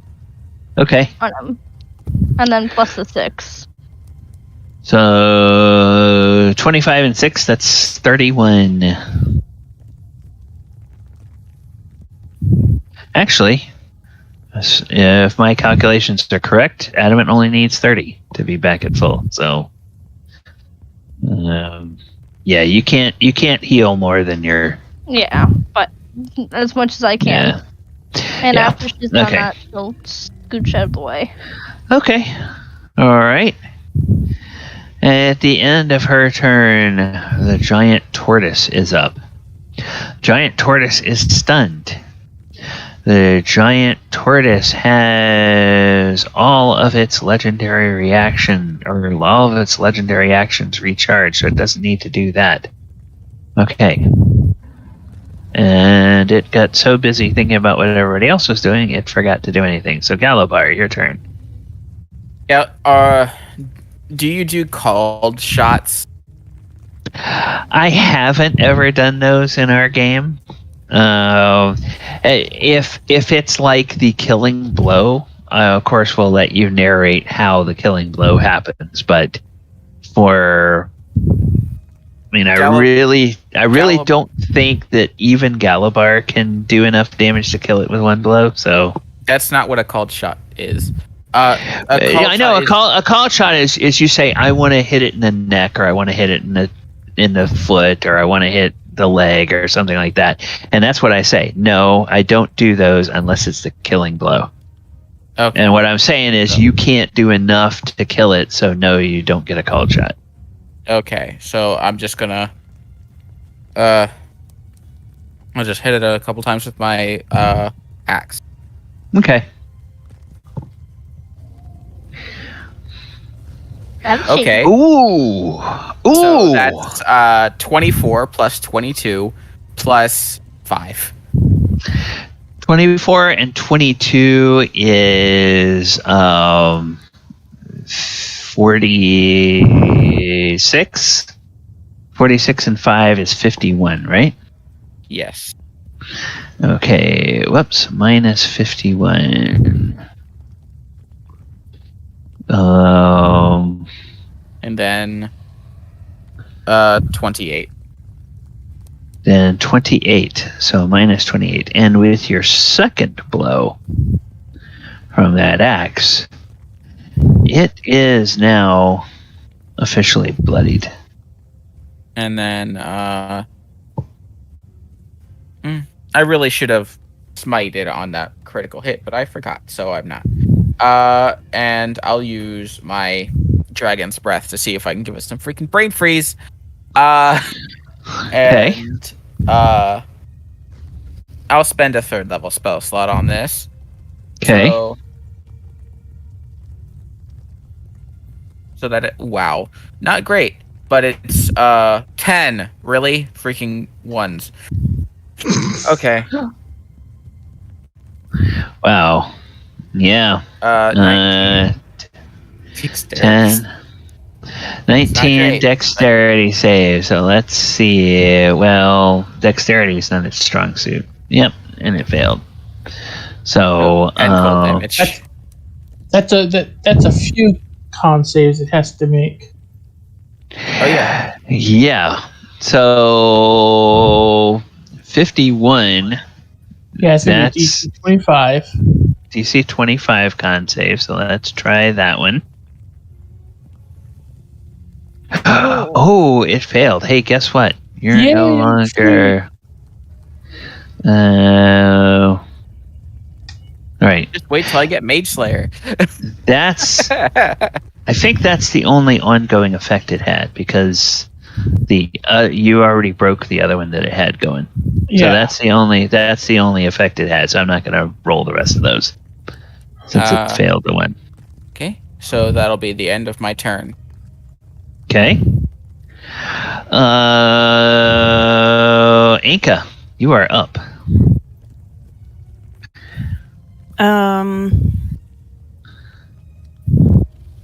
So a point of a question, clarity, whatever. I'm sorry. Yeah. So this is what I want to do. I want to yell at Adamant is still protected against acid. Yep. Okay. Yep. But we've got this other guy in the way that's in the circle. So if I yell at him to move, and I try to push this tortoise into. It's already in the triggering circle. It'll get hit. Yeah, you cannot unless you have a specific ability like the fighter ability that lets you give another person a movement or an action on your turn. Then there's no way you can let the desert nomad move.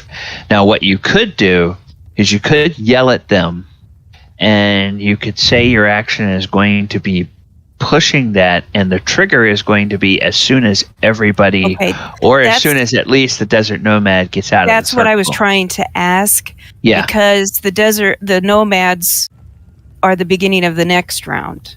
Correct. So you could hold your action, drop your turn to be just behind, which basically means you're skipping your turn now, but you put your turn just behind the desert nomad. Do that. Okay. And then can I at least yell? Yeah, you can yell. You can yell that. I will look at the guy and actually I want to move a little bit. I'm going to yell at the guy and tell him to move and kind of point off in the distance a little bit or get out of the way.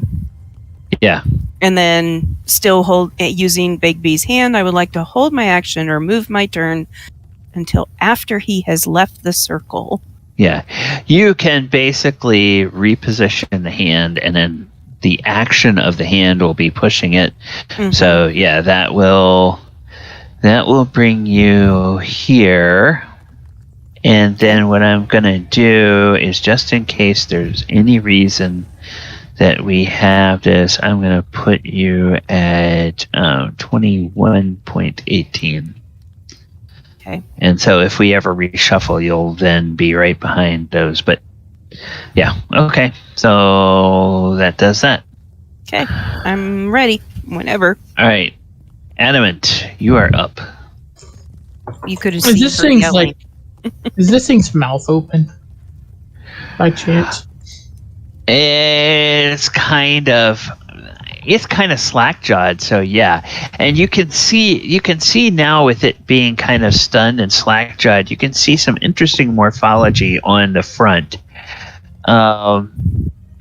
At the edge of where its jaws connect, there are two sets of pincers that seem almost like lobster claws that come out from its cheeks around to the front of its mouth.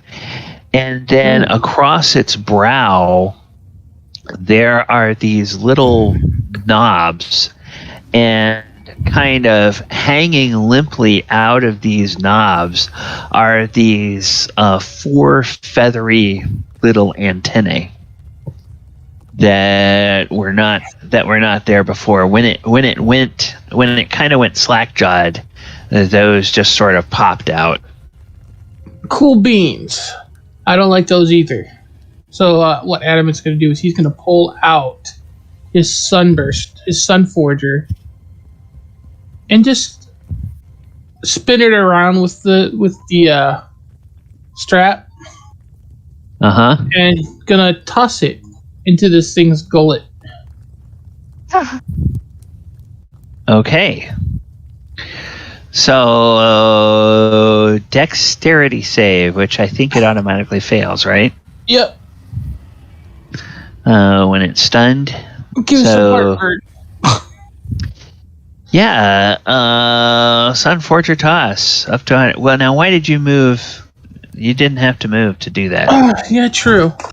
Yeah, True. duh. You're right in the way. And now you're right in the way where Enka wants to push the. Especially since you saw her telling the other guy to get out of the way. Yeah, I'm not gonna take the acid damage if I don't have to. Just fling that shit into its mouth. Okay, so yeah, it's gonna automatically fail, and so it will take 21 fire damage unless, let's see, resistance. Nope, no resistance to fire damage. That is You would surprising. You would think something that lives in the desert might not have. It's magical fire. Yes, it's magical fire. All right. I have to remember to get that pack later.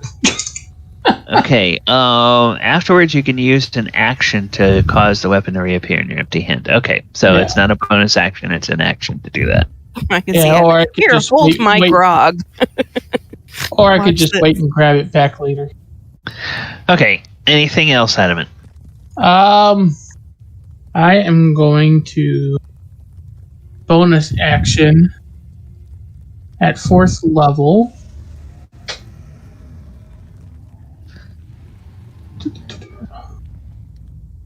Right next to it, or in front of it. Hi. Oh, this little guy. Okay. Spirit Guardians. That one. Stun. Spiritual weapon. Oh, hey. 20. That's exactly what you need to hit. So it deals 12 damage. Yep. Minus 12 damage. Okay. Now I'm done. Okay. Desert Nomads. The one guy is going to do a full action to run over here. No, he's not going to do a full action, but he is just getting out of the way. And he doesn't have a shot because he'd have to shoot through his allies. So he's not going to do that. Is the rock not elevated? The rock is elevated. Yeah, okay, it's a few feet. Yeah, he can shoot at the shell from there. That's a good point. So he'll just run up on the rock and he'll take a shot. And he gets advantage because of the thing. So that's 7. So that's going to be -3. And then there's 7 attacks with rapiers. Okay, 1, 2, 3, 4, 5, 6, 7. Wow. Not many of them hit. So 1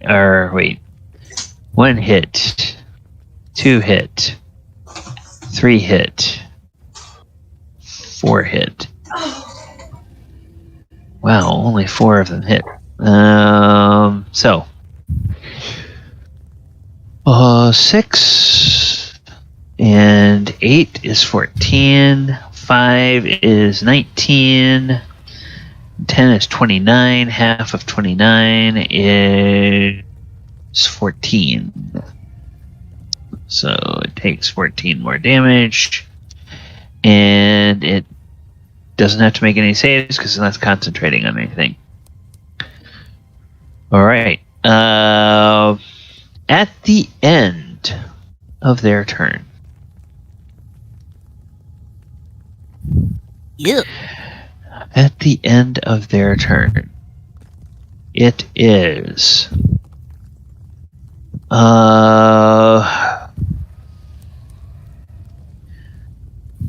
it is going to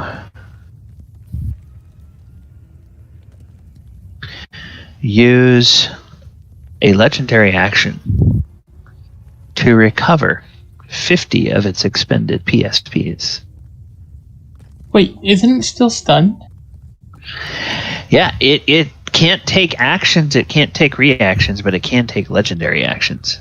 Legendary actions are reactions.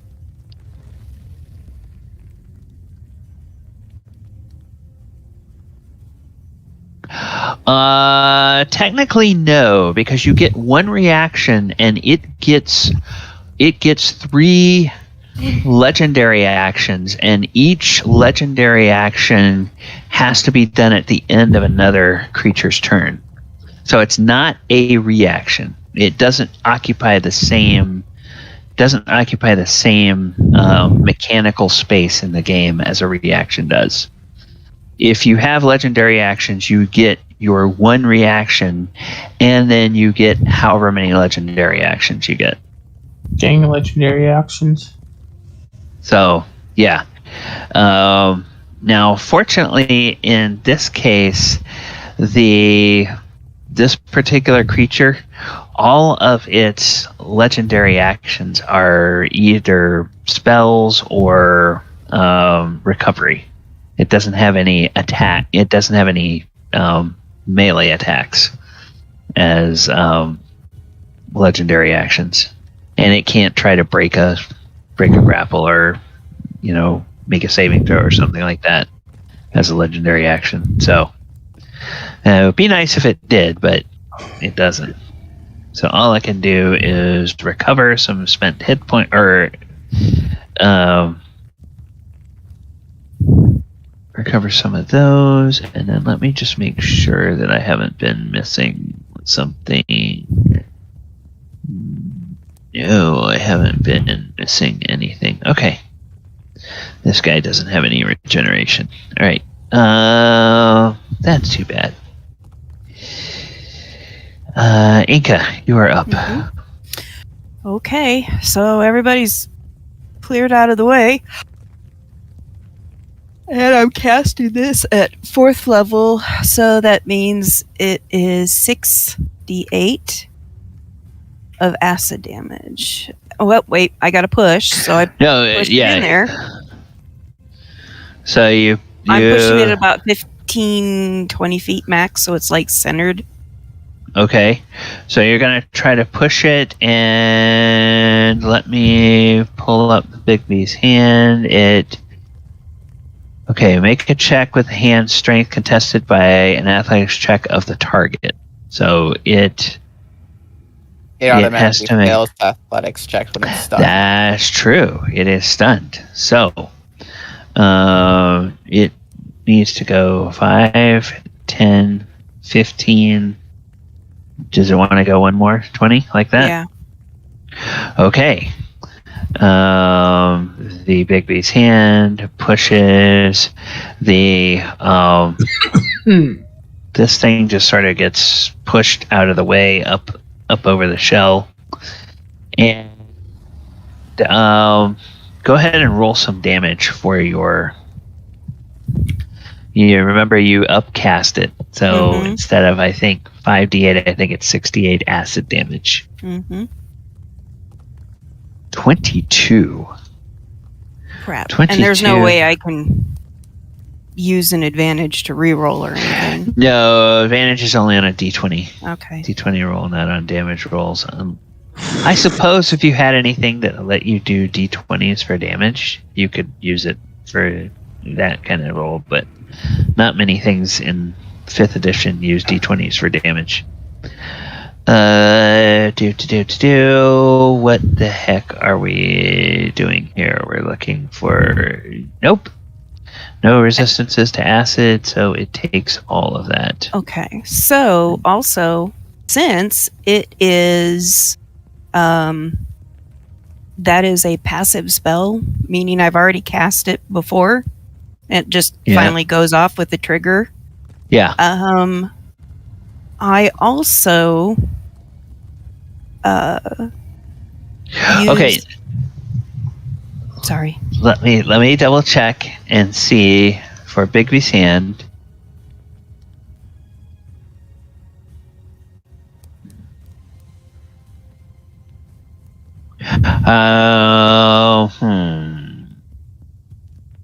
Casting Bigby's hand is an action. When you cast a spell as a bonus action on your subsequent turns, you can move the hand and then cause one of the following effects. Okay, all right.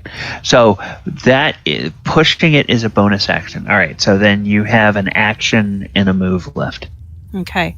So I am going to stay where I'm at, and I am going to try to use my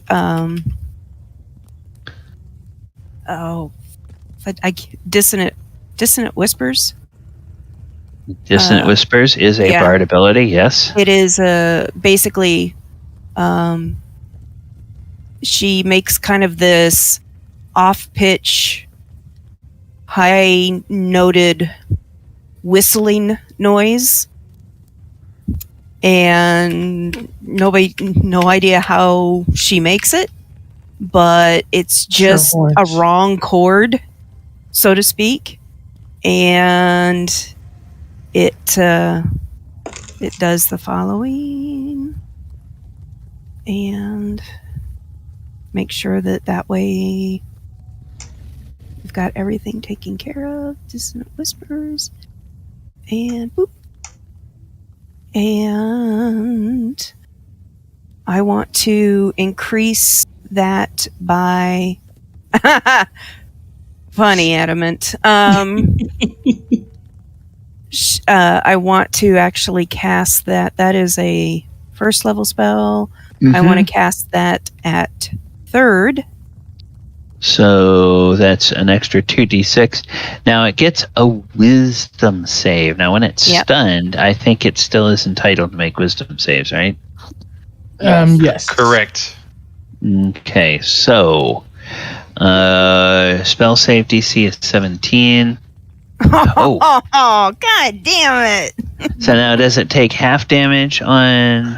Yes. Yes, it takes half damage. All right, so go ahead, and that's 3, 4, 5. Roll 5d6. See how much damage.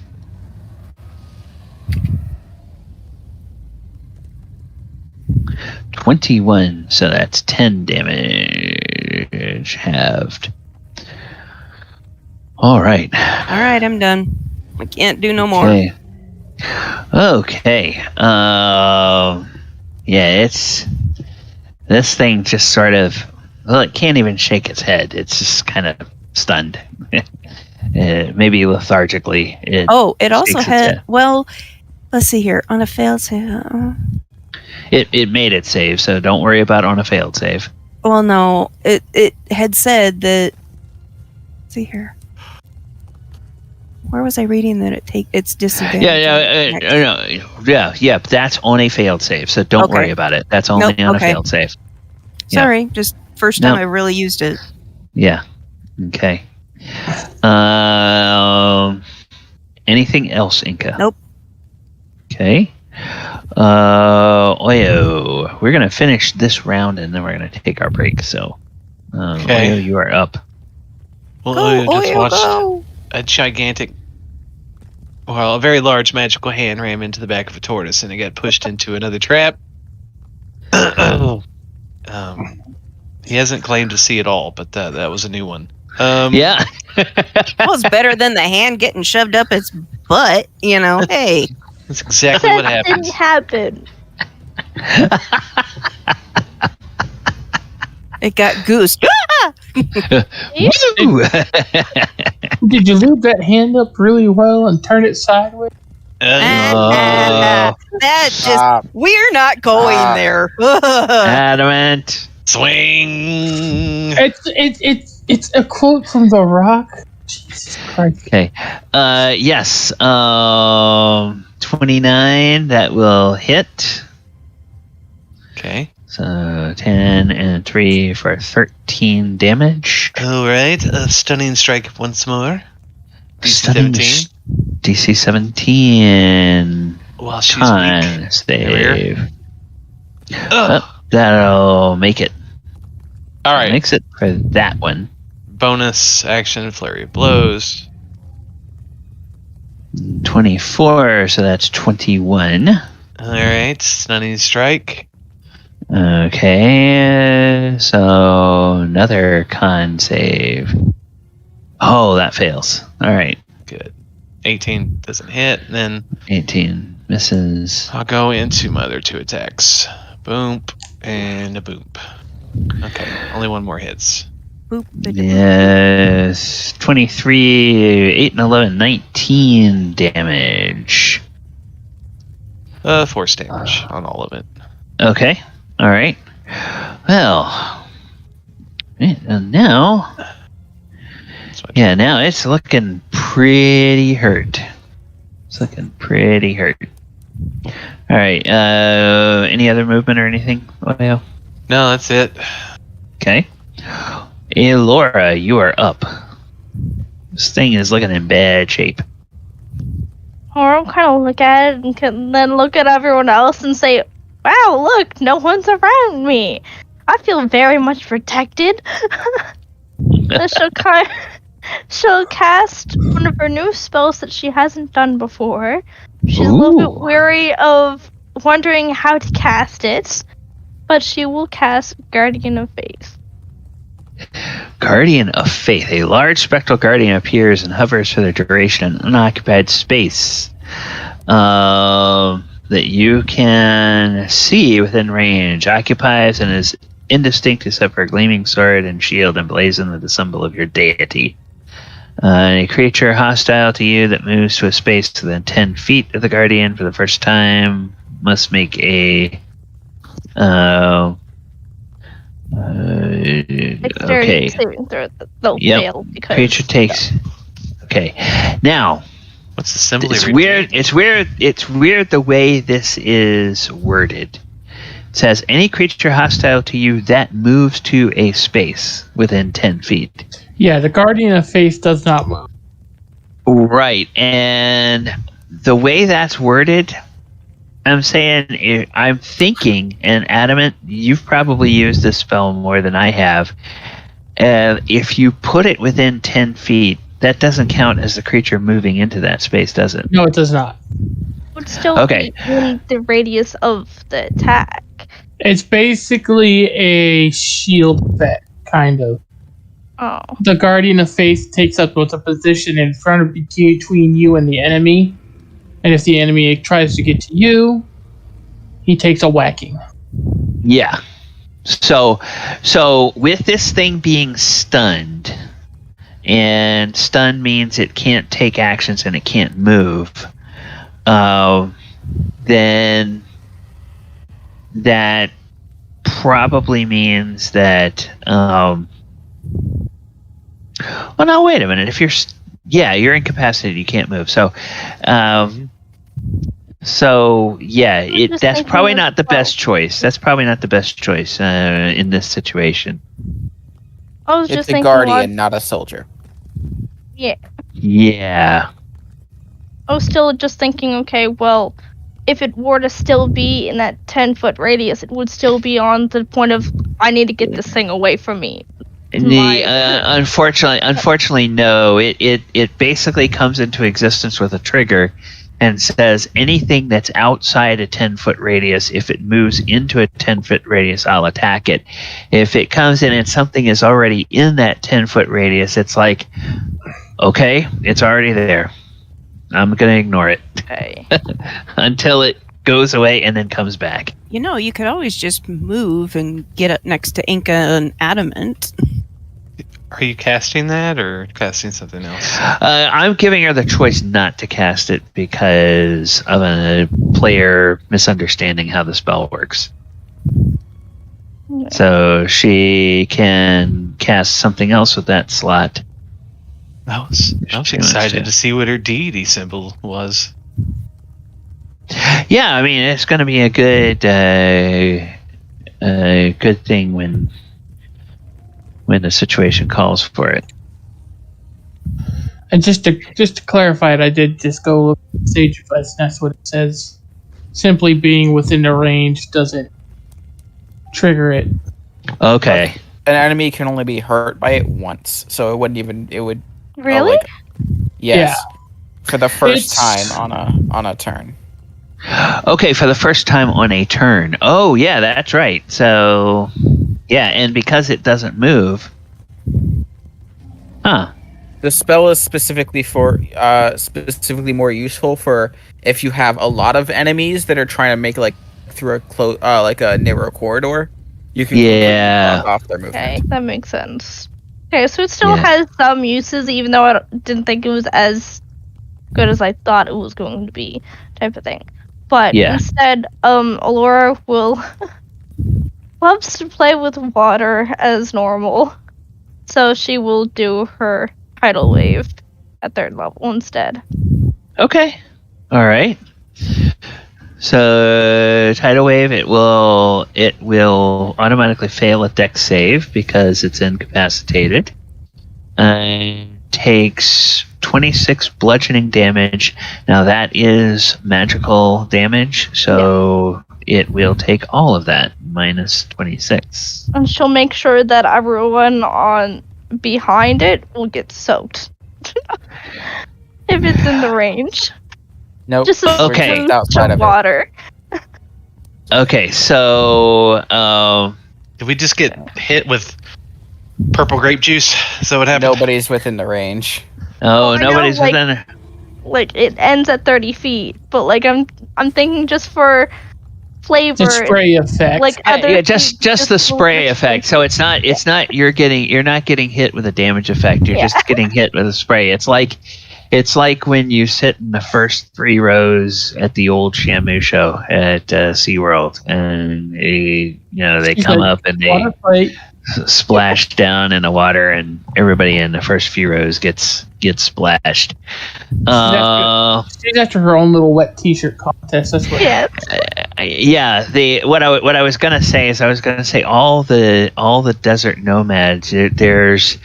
There's 80s music that plays for a moment, and they all mime this thing like where they lean their heads back and they reach up and they pull an imaginary chain. As oh god! As no! As water splashes on them. And just to add to the damage as well, the big tortoise is knocked prone. Okay, it is knocked prone. Wow. It's just a creature. It doesn't matter the size of that creature. It's just a creature. So, all right. Laura's thinking now is I can't wait to see these wet boys. All right. So it is. Go ahead. Galibar already doesn't wear a shirt, so. But yeah. Turtle's turn. This Okay. is like. Yes, it's the end of her turn. It's the end of Elora's turn. So at the end of Elora's turn. Yep. All right. It's going to be its turn. It's going to recharge those legendary actions. That's all it can do is recharge its legendary actions because it used all its legendary actions to recharge PSPs last time. And Galibar. Galibar is going to move up near the head again, and he's going to make some strikes. Okay. 30 to hit, and he is going to put a 3rd level smite into this. Okay. So that's, 28 damage plus... that is not a... Okay, that's not a 3rd level smite. That's I freaking fix that later. It's an additional 2d8. Oh no! It does have 2d8. The 6 is the normal, and then the 9 was the 2d8. So that is 3d8. Smite. I use a 3rd level smite, so it would be 4d8. 1. So it's already using 3, so you just get the first d8. So that's 4. If you hover over the 6, that's the 1d8, and then the 9 is already 2d8. So then you... No, the smite normally does 2d8. It does 1d8 extra for every spell slot. Oh, okay. All right, so 9 and 3 is 12, 12 and 8 is 20, 26, and 28 is 50, what, 54? Is that right? I closed down my calculator, dang it. Where is it? I think it's 54. 20, yeah, it's 54. All right, go ahead. So that's your first shot? Yep, and then second attack. 29. Okay. Galibar, how would you like to kill this creature? Woo woo! Right where I was grappling, right at where the neck meets the head, he just he takes his axe and just cleaves like real close to where the head meets the neck. He wants this head. Okay. Morcellar's battle axe, or Morcellar's great axe. No, it is Morcellar's broad axe. I'm sorry. Cleaves into this thing, and it slices the neck, and this big gout of dark arterial blood just sprays all over Galibar, and the thing gives a real horrible groan, and it dies. Was anybody actually hurt after this fight? Because I'm pretty sure Adamant was fully healed back up. Yeah, Adamant was fully healed back up. Yep. I don't think I never took any anybody's hurt. damage. Don't worry. He'll make me pay for it later. Okay, and then the this thing goes away, and for a moment there's all of the nomads. They just look. Their eyes are wide, and they just they let out this deep breath, and they say, You did it! You did it! You defeated it! We're still alive! We're still alive! Oh, we're still alive! We're still Big alive! hands walks We're over still and alive. slaps them all and goes, "Snap out of it!" You're gonna Big slap them with hand Big slaps B's over hand? No. We're alive! Smack! No, you're not. Galibar. No, it's just the way he was acting. All I could think of is a invisible hand smacking them all in the face, going, "Snap out of it!" All right, and go ahead, Galibar. Galibar puts his axe on his back, picks up the head, climbs on top of the shell, holding the head over, holding the turtle's head over his head, and lets out a war cry. Okay, and blood from the tortoise dribbles down Galibar's arms and all over his armor. You're disgusting. Okay, Laura would and not like the sight of that. yeah, we will come back with the reaction to the battle after our break. For right now, viewers, thank you guys for hanging out with us. We're going to take a break for about 10 minutes, and we will be back. I'm going to put on some music, and players, remember, you can stay here in this channel and chat, or you can go to the off-stream chat channel and discuss. And I'm going to mute my mic so that nobody will hear my microphone clatter.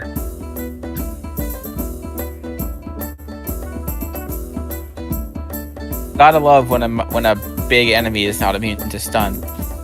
Right. I did the same thing to Medusa and Gonti's Out of the Abyss game. I remember when I fought the Medusa, I turned her mouse and just did massive damage to it. Yeah, remember the last monster we fought that we completely just raped because it was stunned and able to move, and then we fought that dragon that totally Annihilated us. annihilated two of our characters. Yeah. Don't worry, he'll make me pay for it later.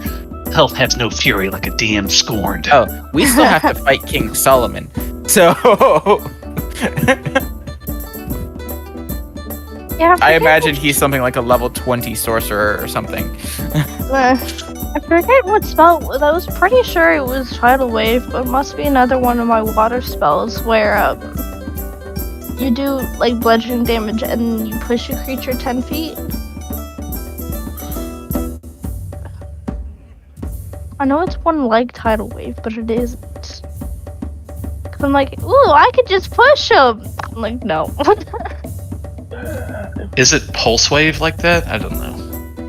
I believe it's a level 3 spell, but Yeah, Pulse Wave. yeah. Okay. It's a cool spell. I'm kind of now bummed out about Guardian of Faith kind of a little bit, but It's not. It's a good spell when it is useful. yeah, It's a very situational but spell. it's still good. Yeah, a lot of spells it's are just, like that. 20 flat damage basically. If Yeah. if If they you're can fail fighting- decks. If you're fighting, say, a lot of smaller enemies, you can use it to completely block off a hallway for a bit, because once they realize it's doing damage to them, they might hesitate. Yeah. But for a big enemy like this, it's not useful. Especially when the monk is stunning it every round. Yeah. Because no, I was thinking more. Excuse you, one of, it's the ninja. Because I was thinking of a tiny spirit guardians. That makes sense. I know. Spirit Guardians is always going to be a more useful spell than most of the cleric list. Don't worry, Elora has that too now. Yeah. Oh yeah, I have it. The three most useful cleric spells are all third Guiding level Bolt. and lower. It's guiding bolt or inflict wounds, and then there's spirit guardians and spiritual weapon.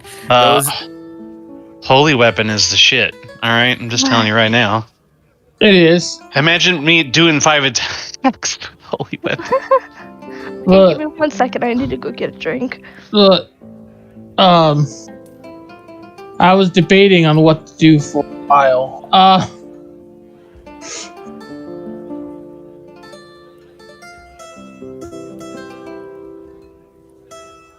DMs hate when I play cleric. Gonti and poor Gonti. I got yelled at. I didn't even last Wednesday. She got stunned and she's like, "God damn it! Well, I'm not. Even when you're on my team, I can't get away from monk effects." Yeah, this fight was your karma for what Wa did to Recon. Now Adamant knows what fear is.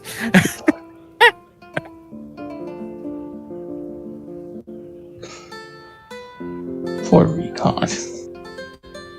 It was your own fault. You freaking did that to him. He tried to steal my family. You get what you get. Yes, he did something that we saw did nothing, and you gave him PTSD.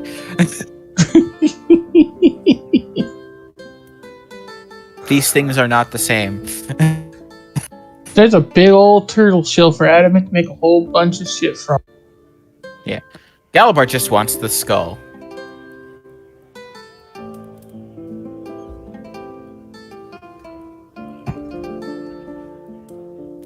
Maybe we can turn these antennae into weapons. It'd be cool.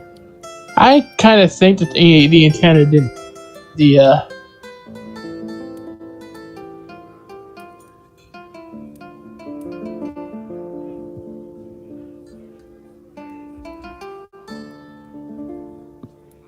The little fireball to the mouth there. The antennae are on the outside, though. There's those little horns and the token. True.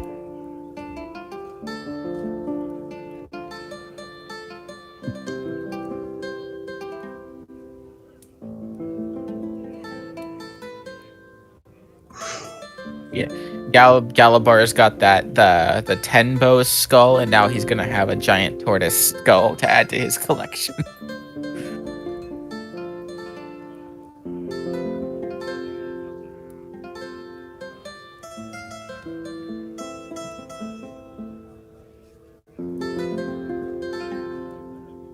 Can't Elora have a shield? I'm pretty sure she's a druid, and druids can wield shields. You can totally make her a tortoiseshell shield. That is cool. Just put on one of the plans. I can do it with fabrication. Because it's not going to be magical. I don't even want to think about how long it would take to craft from hand. I mean, once you have the base, you could probably enchant it. Yeah. Maybe give it psychic resistance since this... Later down the line, perhaps. When I have a few weeks to put into an enchantment. Yeah, we're down to have downtime again at some point. Waiting for orders. Well, I still have that cold iron warhammer that we never got enchanted. it takes weeks to enchant something. That's the only problem.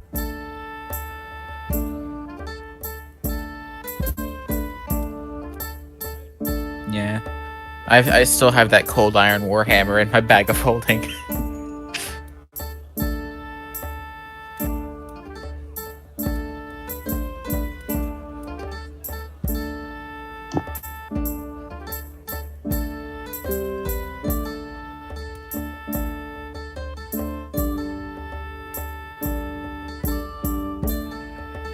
It was a fun battle.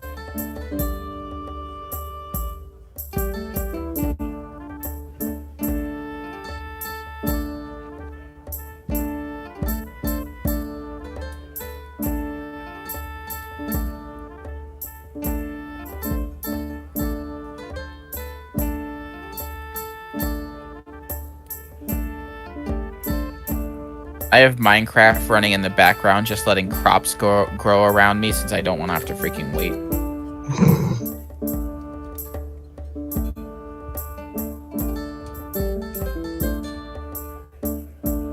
Haven? My work has a Minecraft server that one of our team leads created. And that's just what I'm on now. I'm the only one building a farm, so I have to supply everybody else with food.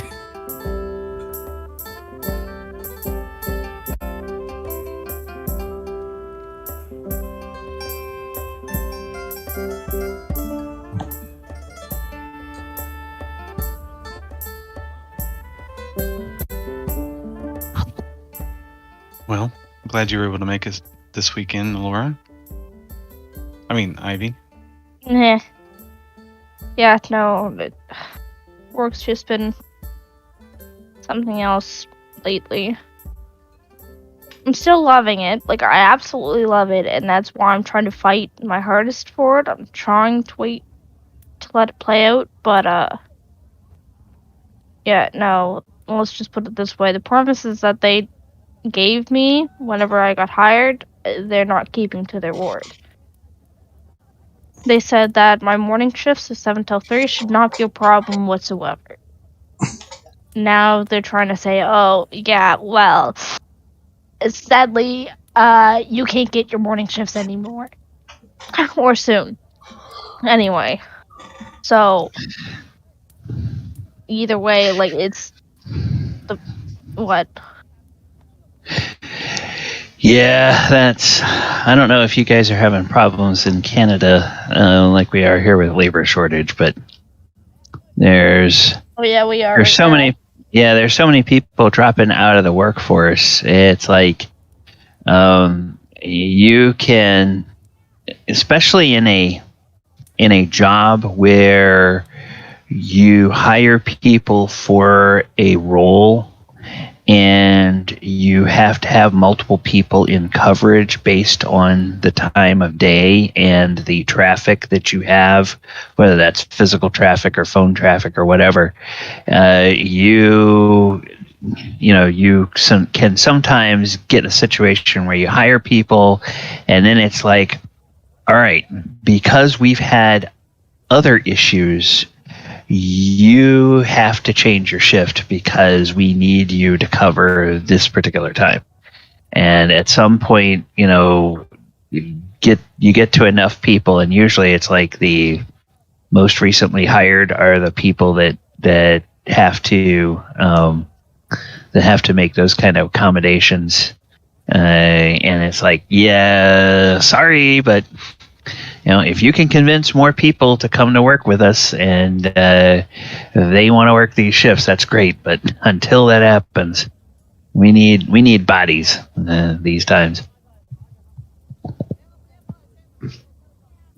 That's just sometimes what happens. So it's not a matter of not wanting to accommodate people, but sometimes it's just the needs of the business demand that you have to do that.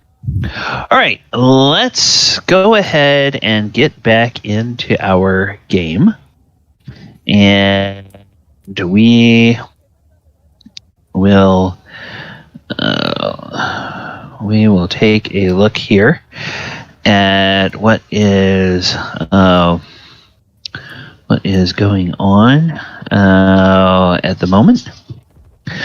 You guys have just defeated the giant tortoise. Adamant, you gonna drop the spiritual weapon? Yes. And Enka, you gonna drop the big beast hand at this point? We might be able to use the big beast hand to carry some of this stuff back, though. Yeah. Oh, you could. Okay, so yeah. Well, if they want the meat or something, I don't know. Yeah, Well, all right. Adam can do a lot with that shell. Yeah. Yeah, it's a very, very large, heavy shell. And by the way, remind me at the end of the session, if you want, after we do our after we end the session, but before we sign off, for the benefit of chat and players, if you want to know, I'll tell you what this creature was. I mean, obviously the giant tortoise is something out of the Magic the Gathering, but I'll tell you stat-wise what it was that you guys were fighting. And I presume that... Oh, shucks. I wish somebody had told me, and before I let it go away, I will turn this on. I didn't realize you guys could not see the whole battle. But I had that aura on, the violet aura for the Fairy Fire. I had that on the We just couldn't see whole it. battle. Yeah, I didn't realize that it wasn't coming through on the thing. So It happens. yep. I'm going to turn that off and save that. All right. Now, so the desert nomads will all crowd around and congratulate you all and thank you all for your heroics. They'll clap Galibar on the back for the killing blow. They'll congratulate Oyohusa because they saw him make some pretty significant attacks. I don't know that they would have been able to tell visually that Oyohusa was the one stunning it, and then they'll kind of go over and look at Adamant and Enka and be amazed at your spells. And they'll say, when it got control of our minds, I thought we were all dead. It was amazing that we were able to survive that. Now you see why this thing is such a terror. Indeed. You all had you're all rather intent on coming after us. Thankfully, I was able to deal a big enough blow that the spell went away. Yes, that's very fortunate. Oh, well, Are you guys able to eat something like this?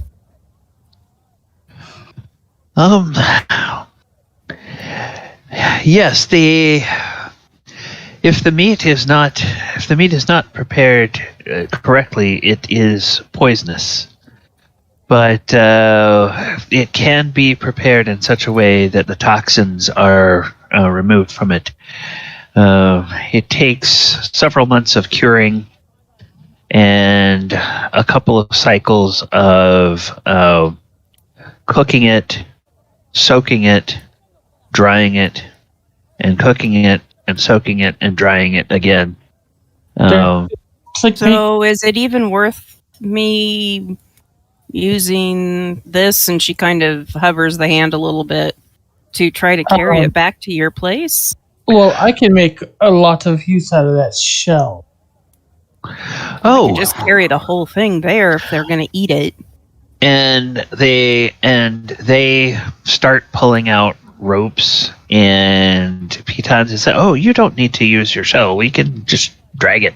Well, we can get enough people. But if you want, if it's not taking up your energy to maintain it, you No. can." Yes, we would welcome the help of the hand to get it back. Okay. And they'll take some like big old meat hooks and stuff and drive those through the legs and around the bones of the legs, and attach a few ropes to those, and then kind of get on one end, and then with a hand on the other end pushing, they just gradually take it on back to the village. Adamant's going to help them with that. Okay. All right. Elora will not help whatsoever and jump on the top of it and go up for a ride. Galibar's gonna cast prestidigitation on himself to clean himself up from the blood, and he's just gonna carry the head with him as we walk. Okay, so you're gonna clean yourself up from the blood, and yet you're gonna carry the head, which is probably gonna continue to bleed for a while. It depends on how he. Yeah, depending on how he carries. If he grabs it by one of those horns, he can sort of drag it along in the sand behind him. It's probably just because of the dimensions. It's probably too big for him to tuck it under an arm and carry it that way. If he wanted to actually carry it, he'd probably have to carry it over his head, which, yes, that would mean that he'd get more viscera and blood and goop drip on him on the way, but he can always prestidigitate again. Except otherwise, you can just grab a horn and drag it. Yeah, he doesn't want to risk breaking it, so he'll carry it over his head. Okay, all right.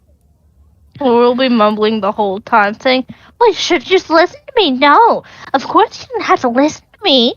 She'll be basically just angrily, angrily taking her frustration out at it. Okay, so you guys make it back to the village, and as you get within sight of the walls, there's a sound of some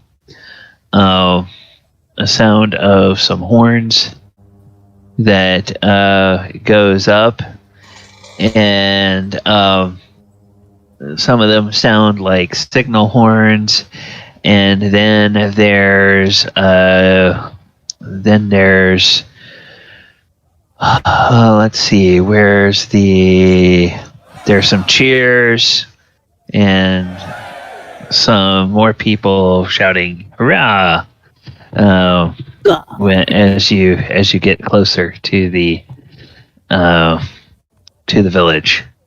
And then as you get to within sight of the gates of the village, they open, and as they open, sort of a victorious sound plays.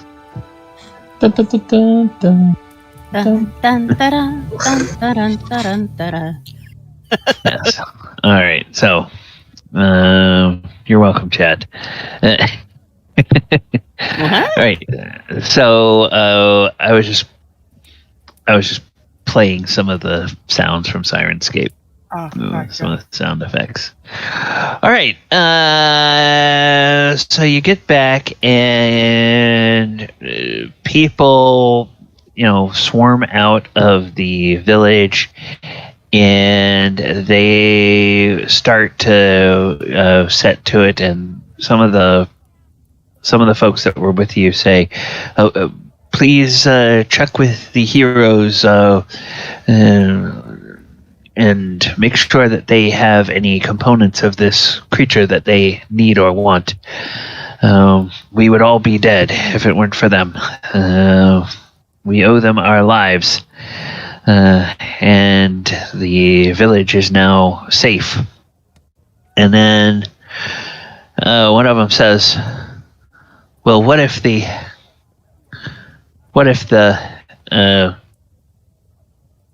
giant tortoise that's in the city survives the arena? And then I say, well, we'll worry about that on the day of the games. But for now, we're safe. And they say, okay. How many fragments of the shell didn't really take any damage in that fight? Mm-mm. Except for the underside, maybe to acid, but more worried about the tortoise, the actual shell, not the. Yeah, there was not much weapon damage to it. It got hacked with a few rapiers, but those were probably more cuts along the legs and along the side. It's sort of the edge or underbelly of the shell. The real core damage it was dealt was the tidal wave from Elora, and it's a tortoise. Yeah. Yeah, which was just a big, heavy slam attack. It took that force from the slamming of the water, but if anything, the water just probably washed off some of the dust from the tortoise shell. The neck is in really bad shape. And it doesn't have a head anymore. the legs have been pretty beat up because that's where they've attached all the grappling hooks to drag this thing back. But other than that, it's in pretty good shape. So, and this is a let me double check.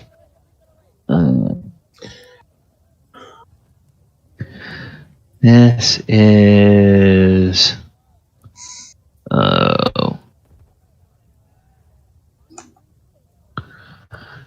okay, where is the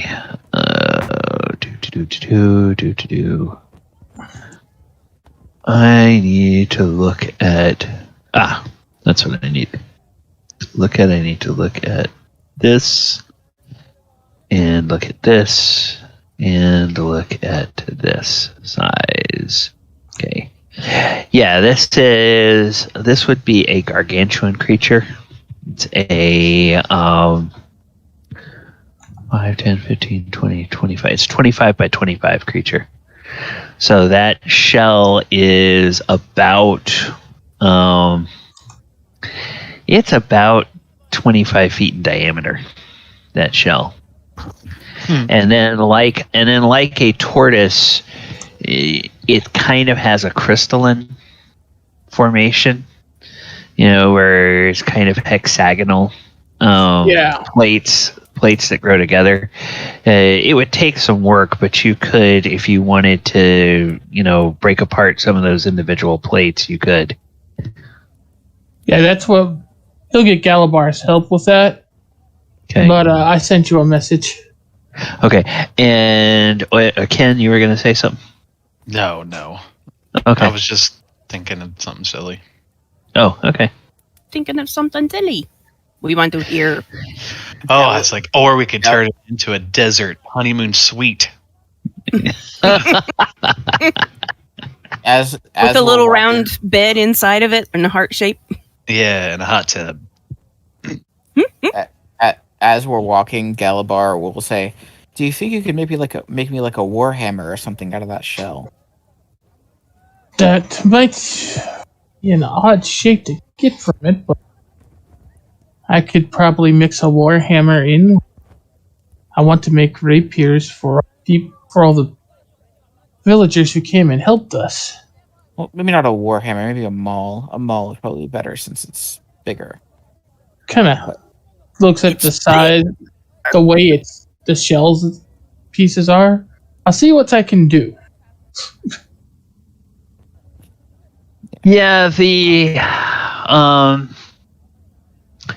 you think that you could, if you had a piece of the shell, right, and you cut like a strip from one of those plates, you could then, whatever the medieval equivalent of turning a lathe, or whatever the a rudimentary lathe. Yeah, whatever the Temple of Gan, Temple of Moradin equivalent of turning something on a lathe would be, you could take that section and turn it into the handle. And as for the head, you could, the shell is maybe an inch thick. So if Galibar was thinking he wanted like the tortoise shell on the business end of the mall, you probably have to have like a cap of tortoise shell, and then the actual head of the mall with most of the weight would have to be made out of some other material, and then just the two caps on either end, because thinking. Yeah, because you wouldn't be able to make. There's not a section of the shell that would be thick enough to make the head of the mall. Yeah, and I don't think I could do that with fabricate. I can do everything else I want to do with fabricate, but not that. Yeah. But if you get to me a couple sized pieces of bone. Yeah. Definitely pieces of this creature's bone would work. Probably be heavy enough. Yeah. I can make you I can do something with bone for you. But I don't think the shell will work so good to make them. All right, I'm looking at your question, and I'm trying to think here. So I need to look up a couple of things. I think it's going to be basically a matter of mass. Okay. So it's that. 2 pounds for each of those. And then I think the other is okay. So 2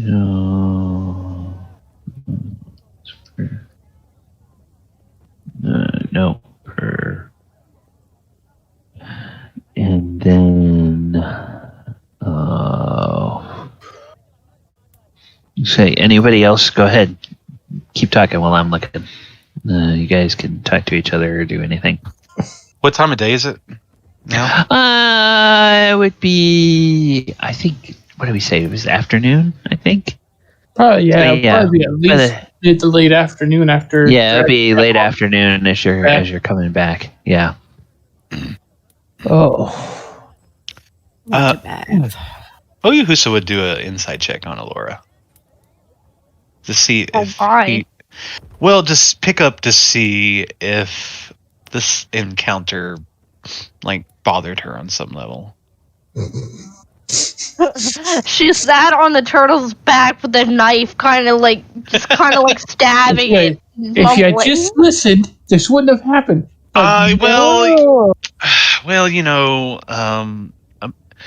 Oyohusa, he's so perceptive, right? 28, but when it comes to Elora, he's got like a -2. So even Adamant could tell she's friggin' annoyed, bro. Love it. Oh God, Jesus Christ! Wow. Okay. Oh, okay. All right. Oh wow. Okay. Yeah, she was disturbingly stabbing a dead animal. Pink, pink, pink, pink, pink. Maybe next time when you're reincarnated, you'll listen to me. What's Elora doing in the afternoon after this happens? Well, where would Galibar put the head if he would put it down? Wherever he is staying. He'll ask them to clean it and bring him the skull. And then he'll probably bring it to his room once it's cleaned. I remember. Yeah, you have a private room, other character that liked to collect. Yeah, you guys each have a private room in Sindbad's house. He is the lord, or not the lord, but the kind of leader of the village, if you will. How scarce is water here? Really? This village exists here because there is a well that, a reliable well that's in the center of the village. They can draw water from it. Now you get outside the village into the desert, and yeah, good luck finding water. But okay, so I'm gonna go put my gear away, and then I'm going to go find a way of filling up a bathtub with cold water or cool water and take a bath. That's what Sinbad has servants for. You just tell him, I want a bath, and there will be people She's that not will... so much into ordering people around, but she'll ask very politely Yeah. if they would be willing to help her. I picture Elora probably does or Enka probably does something like, well, why don't you now see one of the servants. How do you talk to the servant about how to figure out making a bath?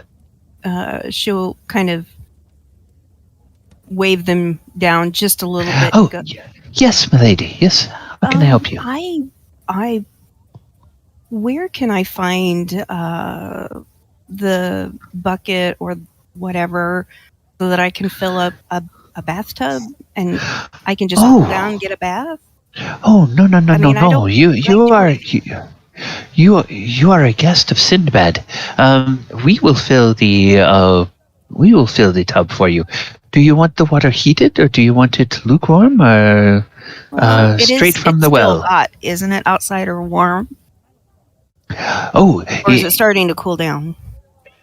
It is the outside temperature, is cooler. It's still warm, but if they bring it straight from the well, it's underground, which is relatively cool. Okay. I mean, it's not frigid, but it's relatively cool. Can I have? Can it be just body temperature? Oh, yes, of course. We will. I don't need to continue to sweat, but I know that it's getting late, and I don't want to get chilled. Yes. Is my lady looking for a bath now, or in a half hour? Or when would you like the tub filled? When is it easiest for you guys? With all of your duties. And the servant laughs and says, It is our duty to have it ready when it suits you. That is when it's convenient for us. Is when you need it. Okay. Well, it's not a big rush, but any time from now until before dinner. Oh, very well. And speaking of dinner, the full dinner will be prepared in another 2 hours. We do have, if you are feeling hungry, we do have some snacks we can bring you before then. She kind of shakes her head. She's like, after what we just went through for a while, I think I'll be good for a little bit. Very well. I will have the bath ready for you in minutes. Okay. I appreciate it. Oh, you are most welcome. We here in the Hidden Village are very blessed by the presence of yourself and your companions. I understand that you saved us all from certain death. Thank you. And it was our pleasure. And the servant will give a little bow and then trot off. And they see another servant and they begin to talk about, we need water for a bath. And people start scrambling and going. So. And Enka still blushes like, they don't have to scramble. But where is Elora? What is she doing? Elora would be outside. She would probably be around a campfire. She would be like twiddling like a little knife or twig or anything she could find. Okay, so based off my insight, like, what am I getting? Like, how are you feeling? That she's impatient, that she's thinking about lots of different possibilities. She's just caught up in her own thoughts. Oyo approaches and he looks down at Lord. He's like, may I join you? So kind of just stare at him awkwardly, like, why? Just watching the campfire. He sits down, and I can tell that something is bothering you. What is it? I understand that killing the big huge tortoise was a good thing for the village. It supplies food, it supplies the safety of multiple different families and the safety of the community, but it's still that a poor little turtle has lost its mother that actually cared for it. It's not fair that these people are hipping and hooray and glad that they just separated the family even more, beyond fixation. Oyo slowly slides his right hand and extends it over and takes Elora by the fingers, and he says, "You know, your kindness is one of the reasons why I really like you. It's not your fault." Laura will kind of scoff, and she'll kind of look at his hand, look back at him, like slap his hand away, and then says, Oh, "You're only just trying to be sweet." As someone who doesn't have a mother, it would have been nice to be able to bring back a family to see how it would have lasted, but of course, other people are hurraying over the death of a family.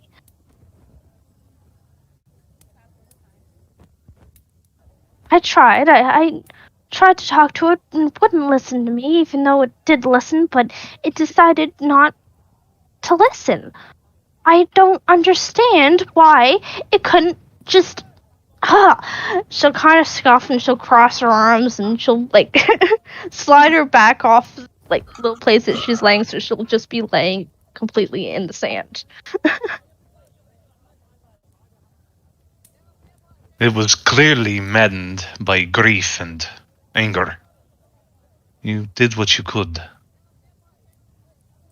And then I could hear that Enka and all of them were upset at me because I tried to talk to it. And she'll kind of put her hands over her face and basically hide her facial expressions. Like, all I wanted to try and do is save our spells and the possible problems. And it would have been nice to be able to have such a big, huge creature to be able to help us. And on the bonus side, we were both fighting for the same things of putting this humiliating magic wizard of slavery and all that down to the ground where you belong. Did Elora lay down away from Oyohusa or, like, towards him? I know she's not on him or anything, but which direction did she lay? She flopped, like, vertical, like right next to him. She just So, kind of like, they were sitting over. Yeah. right next... Mm-hmm. They were sitting right next to each other. She just laid back. He just starts to run his fingers through her hair, and he pets her on the head. And I know you're upset and angry, but I will give you your space. If you wish to talk about it later, you know where to find me. And he gets up and he leaves. Laura will, like, uncover her face. She'll look up at him, grab a hold of his hand, and pull him back down. So then he Going falls right nowhere. next to her. Preferably. If he'll allow it. Yeah, he does. He looks you in the eyes. And she'll just lay her head on his chest and watch the fire and says, "Just watch the stars and just shut up." It's not even dark yet. Oh, just pretend. Ugh.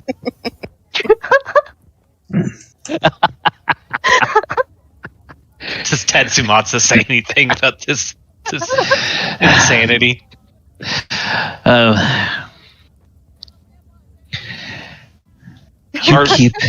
You keep interesting company. How do you think her sentient item feels? I wouldn't know. You wanna swap?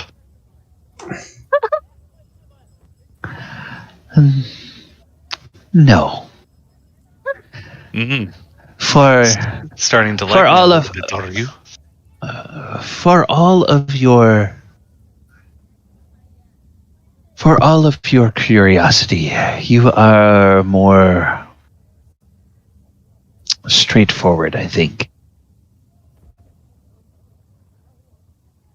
Hmm. Elora isn't that complex. But then Yeah. again, yeah.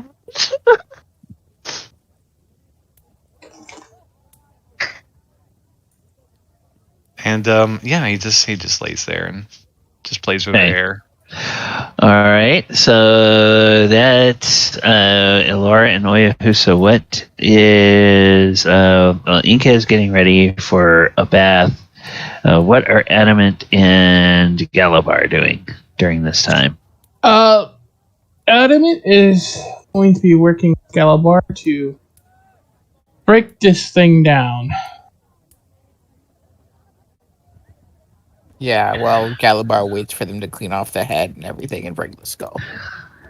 Okay, so yeah, it's what they're gonna double check with you. So Galibar, they're gonna say, "All right, you just want the skull. You don't want any of the. You don't because this was the same thing. You want it the same way you wanted the skull from the Tembo, correct? Yes, just leave the horns attached to the skull. Very well. We can have that done by morning, if that's okay. Okay. All right, so they will.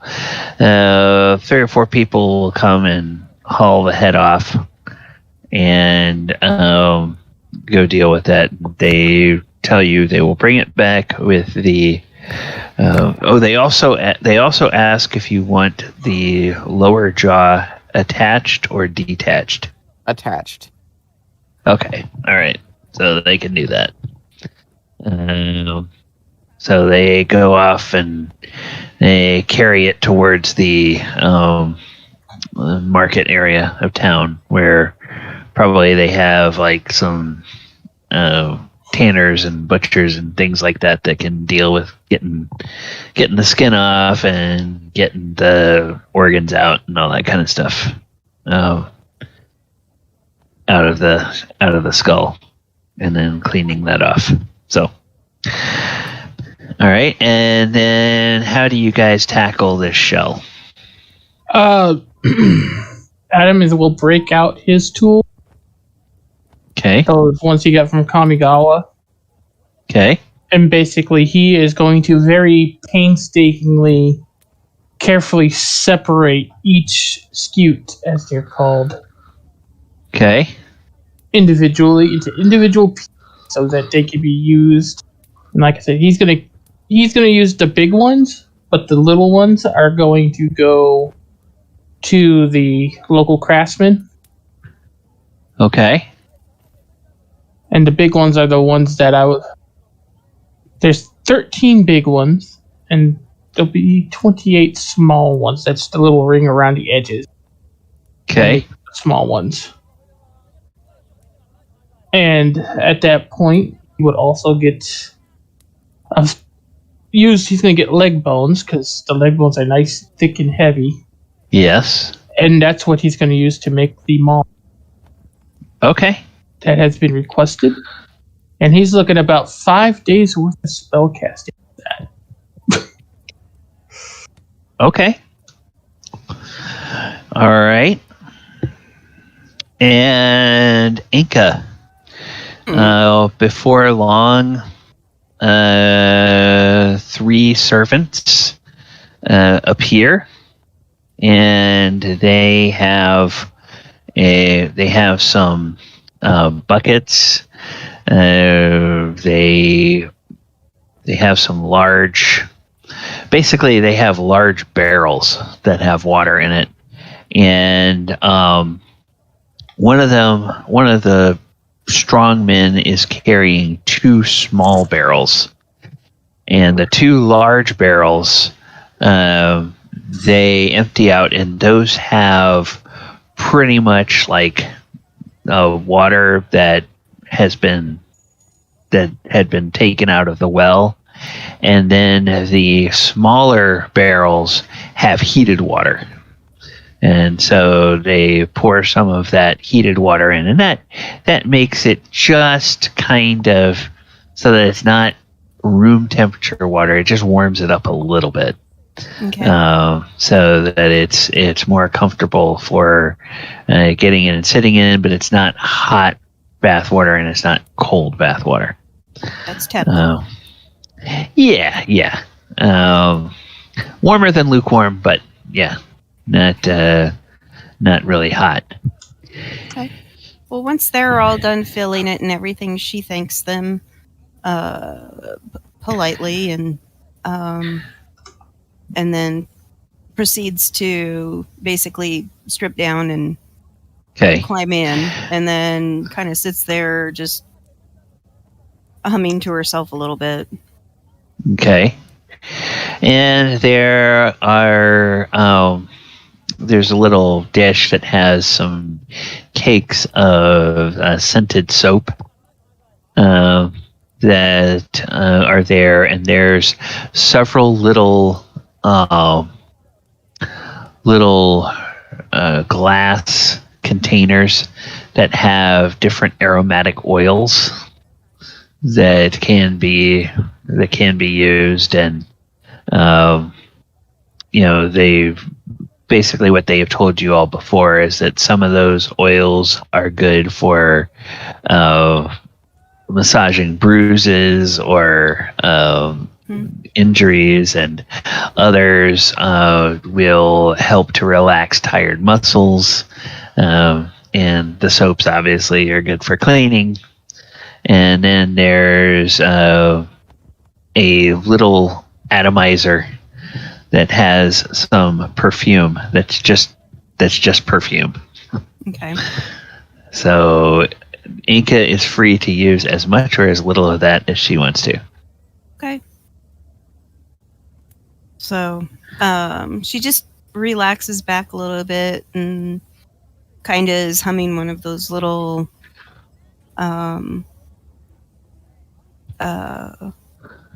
like one of her little herding calls that are just kind of, quiet, but yet just it kind of gives her some time to relax and kind of focus her mind a little bit on what just happened, but also just being in a strange place. Okay. So that's about it. While you're humming that, make me a perception check. Okay. Hang on just a sec. My parents are calling. Hang on just a Oh. sec. You want to move on? All right, we'll go to somebody else, and then we'll come back to you for that perception check. Okay. So we'll come back around to Elora and Oyo. You guys just hanging out there, or having a conversation or anything? After a while of laying there, Laura would start a conversation with them, but it would be more of some long lines of, I wonder how the turtle would taste. She's filled with revenge now, and she wants to get karma back on the turtle. Well, in the east where I'm from, they have turtle soup frequently. It's quite good. She'll kind of flip herself over so she's facing him, and she'll kind of like look him dead in the eyes and say, "Do you want to steal some of that turtle meat?" Are you thinking what I'm thinking? Yes, I think I'm thinking what you're thinking. All right, let's do it. Laura will kind of chuckle and smile as she'll get up and brush herself off of the sand and say, "Well, you lead the way." I find myself incredibly glad I have greater restoration. So, Elora leads her, and we go on a mission to gather turtle meat to make soup out of it. Okay. Well, there's a lot of activity that is happening in the courtyard that is out beyond the front of Sinbad's home. There's like a wide courtyard there, paved in cobblestones, and the biggest mass of the turtle is out there, and you see Adamant is there, Galibar is there, and there's probably about 7 or 8 craftsmen who are there, and they seem to be working in conjunction with Adamant and Galibar. They have, by this time, they have separated the 4 legs from the creature, and those 4 legs are sitting over near Adamant, and then a couple of others are using tools like a one of them is one of the few iron tools. It's like a heavy chisel, but it's a wide chisel, and they're using that to sort of crack the seam between where the top of the shell and the bottom of the shell, the carapace and the under part of the shell meet, and they're doing that along one side, and on another side where Adamant and Galibar are, they are using some other tools to sort of separate some of the individual little hexagonal what did you call them again, Pete? Scutes.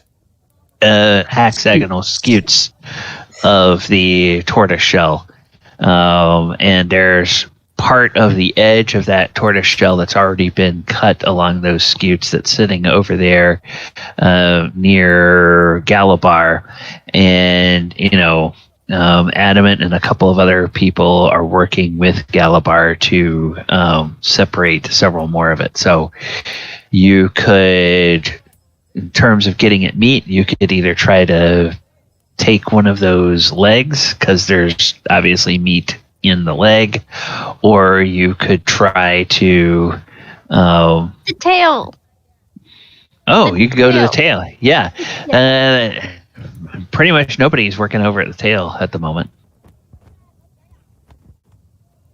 She wants to make turtle tail stew. To kind of like whisper in Oyohusa's ear, like not even whisper, just mouth it, and she'll like, should we let them know our plan? I could say something if you wish. I don't know if we should let them know so they can have our backs, or if we should just try and go undercover ourselves. Which option excites you more? Yes. Oh. Which one? Yes. Oyohusa reaches out and pulls a dagger. From You think a dagger's gonna go through that? and he just like he just like slams it into it, like stabs it, starts cutting. She gonna Okay. stare at him like that is not stealthy at all. There's so many people around still. Are Fight a you handshake. trying? Are you trying to do this Sure. with stealth? Uh-huh. Okay. Go ahead and make a sleight of hand check. Elora will be on the other side just Uh, talking to Adamant and the other people, so they'll not be looking Oyohusa's way. Did we? Well- Someone gave us inspiration, or gave us advantage earlier, didn't they? Yeah. Did you I never used use it. your? Okay, you didn't use advantage during the fight. No, it was my advantage came in the form of something being stunned the whole fight. Yep. Excuse you, I made it advantage to hit. Thank you. So, do you Yikes. want me to roll perception, or will I passive? Your passive is good enough.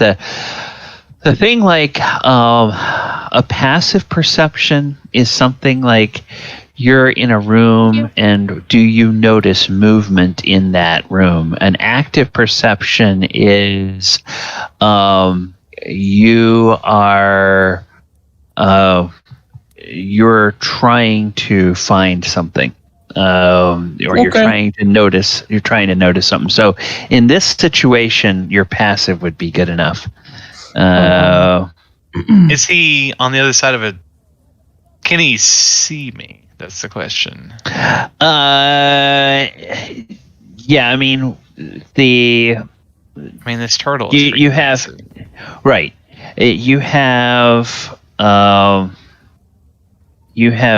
Galibar and Adamant who are near each other, but they're kind of separated. So, Adamant, I thought you had your.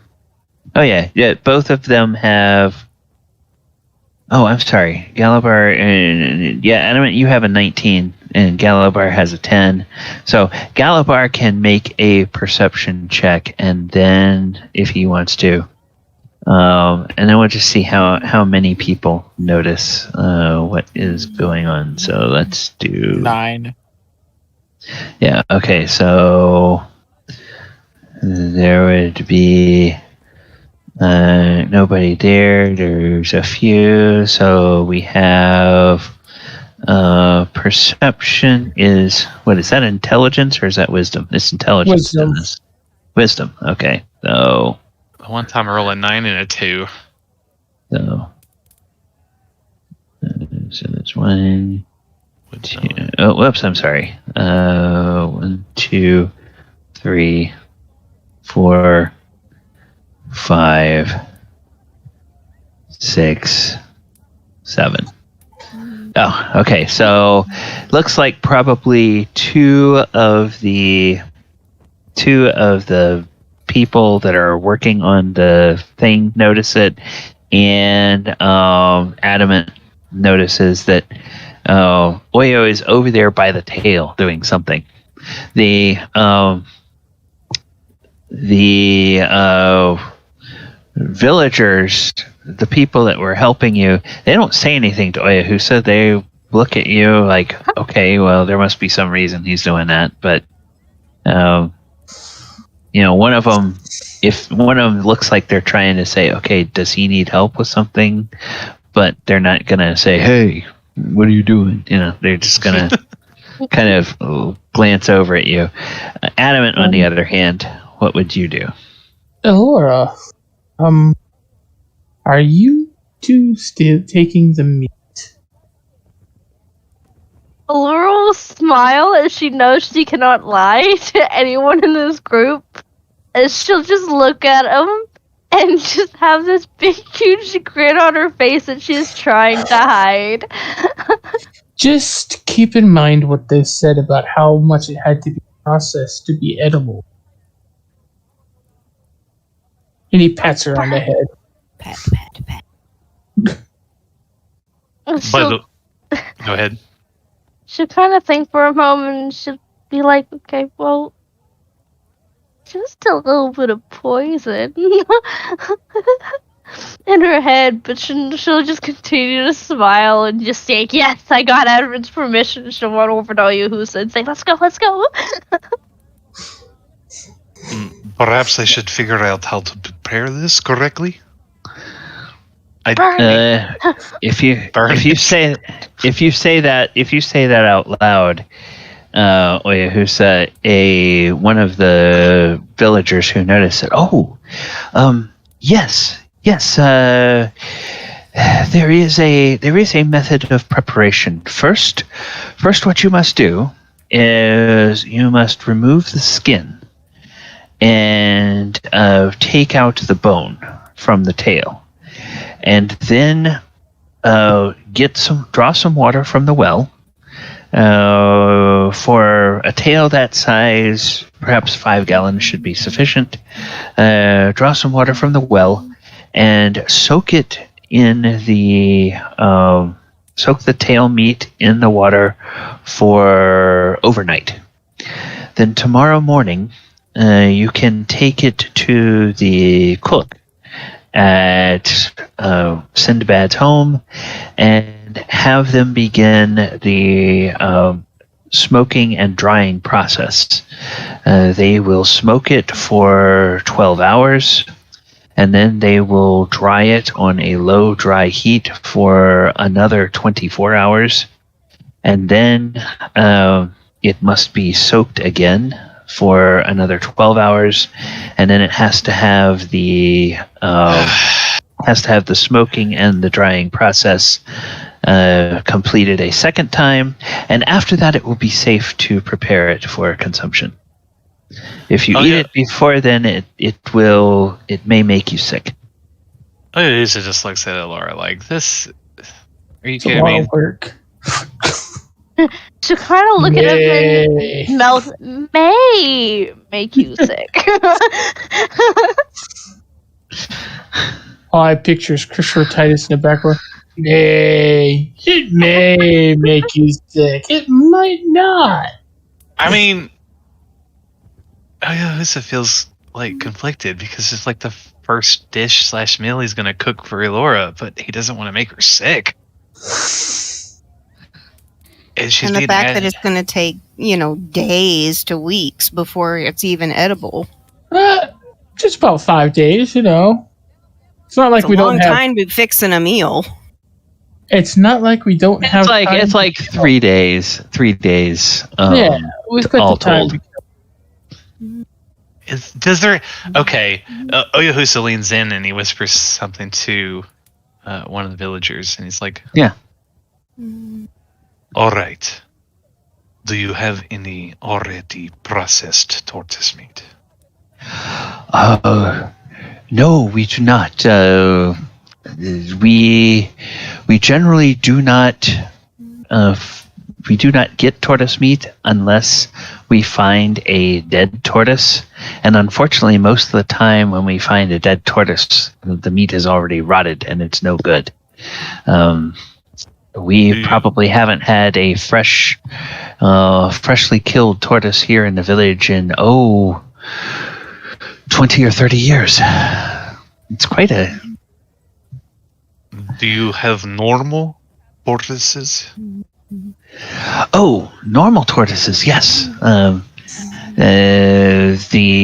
There are tortoises that live in the dunes, and those are found from time to time. You may be able to go to the butcher's and find some tortoise meat there. That is not nearly as toxic as this, and it can basically simply be cooked, and all of any mild toxins would be taken care of by simply cooking it, making sure you cook it thoroughly. So, yes, the butcher should have some, or they may have some tortoise meat. It depends on what the hunters have found in the last few days. All right. He turns back. He's like, "Hey, Elora." I kind of just look at him. I'm going to take this meat to the butcher and have them chop it up. And could you go back to our place and grab whatever vegetables and ingredients you wish to have in your stew? Just look at him, and she'll just look at him and look back at the tail and says, "Well, I have a knife. I could definitely cut it up. And if we put it in small little tiny little meatballs, then it won't be as poisonous, which means we can cycle the water through it better, which means it'll be done faster. So come on, we got this, Oyo. We can do this, not a problem." Oh, God. They're both immune to poison. They'll be fine either way. She's trying to persuade him. How? Okay. Oh, good. Oh, no. Oh, Lord. They're both immune to poison anyway. It doesn't fucking matter. What do I roll? Like, with a 10, I'm going to say it's just player's choice. Okay. Whether you would have to even roll or not. It's like I would feel like, would yeah, a I would 10 roll, persuade? Okay, would a 10 Yeah. persuade him or not? I mean, I don't know. Can I roll against it and just see? It's up to you. Yeah, it's up to you. Maybe insight Okay. or something like that. Is it insight? What do you roll against a persuasion I check? believe it would be insight. Okay. Yeah, to try to find out if the person is being There's no way really I fail truthful this. with you or they're- I can literally not fail this. I have a +9. Unless I roll a 1, which is an auto fail. I mean, Yeah. There's always a No. chance. Aw. No, ones and 20s don't affect skills. oh, that's right. Yeah, so He. Oh my gosh, what would Oyu do? She's All giving right, him, well- she's giving him like the puppy eyes and all that stuff, and he's like, while Oyo is figuring that out, we're gonna switch back to Enka. So think about what you would say, and when we come back to you, you can respond. All right, Enka, you're back. Yep. Okay. All right. So you were going to roll a perception check. 22. Okay. While Enka is in the tub humming her song, she hears the floorboards outside the door of the bathroom creak in a way that suggests that perhaps someone has stopped there. She just keeps humming. It's not uncommon for people to sometimes stop and listen to whatever she's doing. Okay. So she just keeps kind of humming and singing the words in kind of her own language. Okay. After a couple of moments, there is a soft knock on the door. And then she kind of like starts just a little bit, and then she kind of stops singing. Yes? And a female voice from outside says, "My lady, may I come in?" Yeah, as long as you don't mind that I'm still in the tub. No. And the door opens, and a female human comes in. She's probably close to being an adult, but maybe is not quite an adult. Has the garb of one of the servants from Sinbad's home, and she she keeps her eyes sort of on the floor near her, Kind of and ducked down into the tub just a little bit. yeah, and she closes the door, and then she says, "My apologies for intruding, my lady, but Fine. I heard you're singing, and it's very interesting. I've never heard singing like that before. What manner of singing is that, if I may ask?" Where I come from, we use it a little bit for herding calls. Like, I had tried to talk to somebody a couple days ago about this, and it was we have herds of like goats and sheep and blackbirds like geese, and these may not mean much to you, but we herd them for food or breeding, and we take them out to the fields during the daytime to graze and kind of do their own thing. But at the end of the day, or when it starts getting a little dark, my people can use music or just certain types of calls to attract their attention and get them to basically come to you to the sound of your voice. So it's basically kind of what we call it's a herding call of sorts.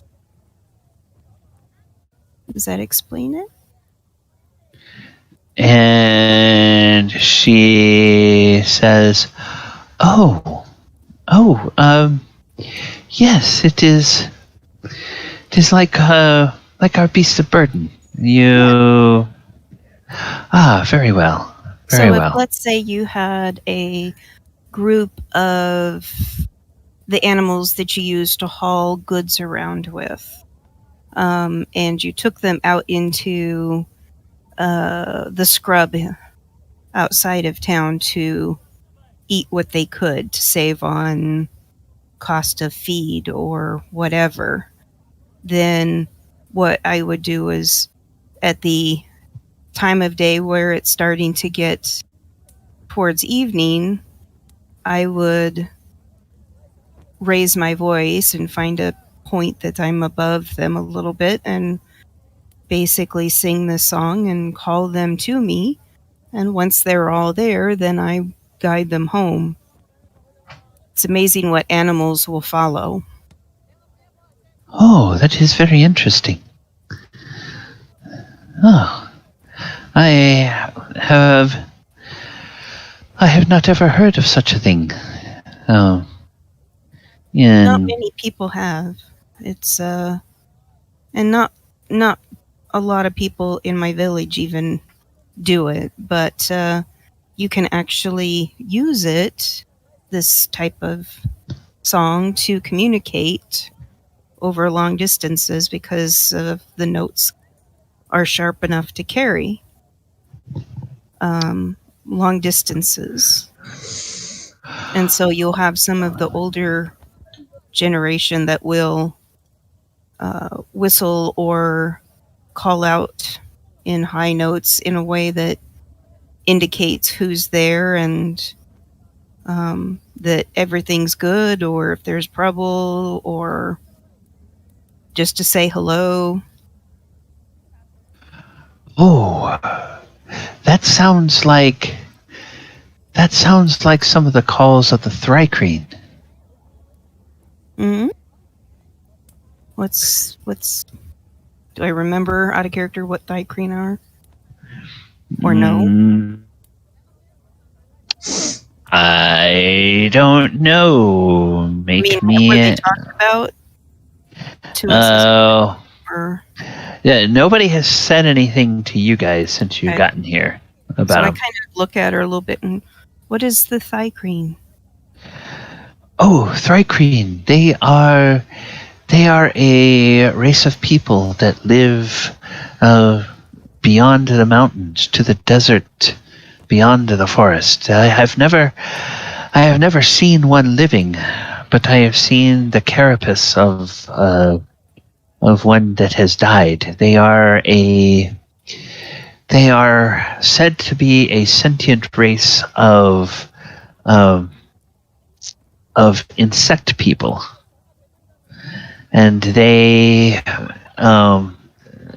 are able to make noises that travel over far distances. It is said by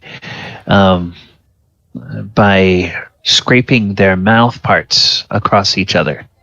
It makes chittering noises that can be heard across the desert. It is something that many caravans fear, because Thrycreen have been known to prey upon humanoids in the desert. Ah. Well, these are meant to be melodious and not scary, because it's the soft tones of the notes, even though they carry. It's just the way that it intrigues the animals, and they know usually by that sound that hey, I'm going to be taken somewhere there's shelter and safety. So Oh. a lot of them will learn from a very young age what our calls mean, and they will come to us. Oh, it is interesting that you would use that method and you would not just simply reach out to their minds and tell them that it is time to go home. Enka kind of looks at the girl like, okay. Most of our people, if not all of our people, don't have that ability. Many of our people do not have that ability either, but those who are able to be the speakers, if you will, the speakers with the animals, they can talk to the minds of the creatures. And yes, but can they talk to the minds of several hundred creatures at once? Oh, I suppose some very powerful ones could, but I think they have to determine the creatures that are sort of the leaders of the herd and tell them, and then the rest of the herd, as you say, follows the leaders. Well, but with the type of animals that we herd, they tend to sometimes have minds of their own and will occasionally graze farther away from the group than maybe is necessary. So it helps guide them home when they've traveled or they've strayed too far. So even though, the head of the herd will usually help lead them in, you always will have a couple that have gone maybe outside of the influence of the herd for part of the day.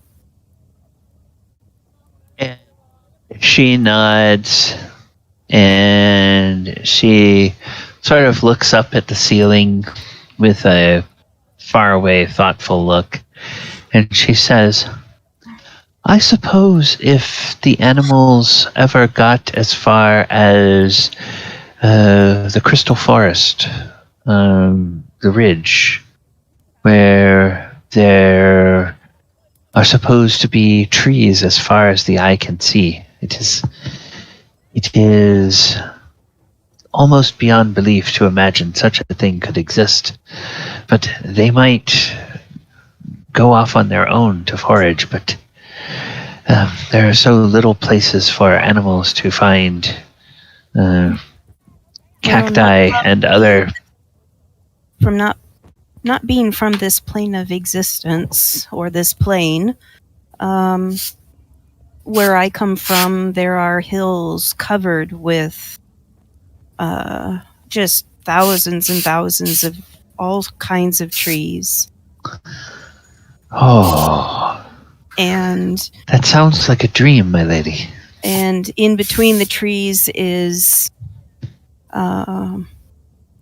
herd land and grassland for our herds.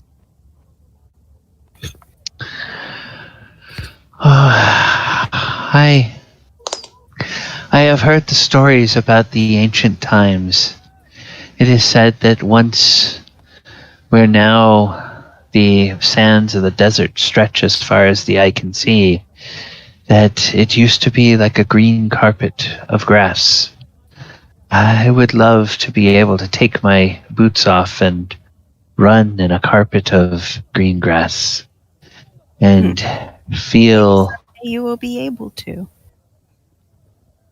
Oh, I don't know. She looks at you and she has this smile, and it's almost like, even though she's much younger than you are, she gives you kind of the smile that an adult would give a child that has just said something, fantastical, like, that there's a factory where they make the smoke, that comes out of, your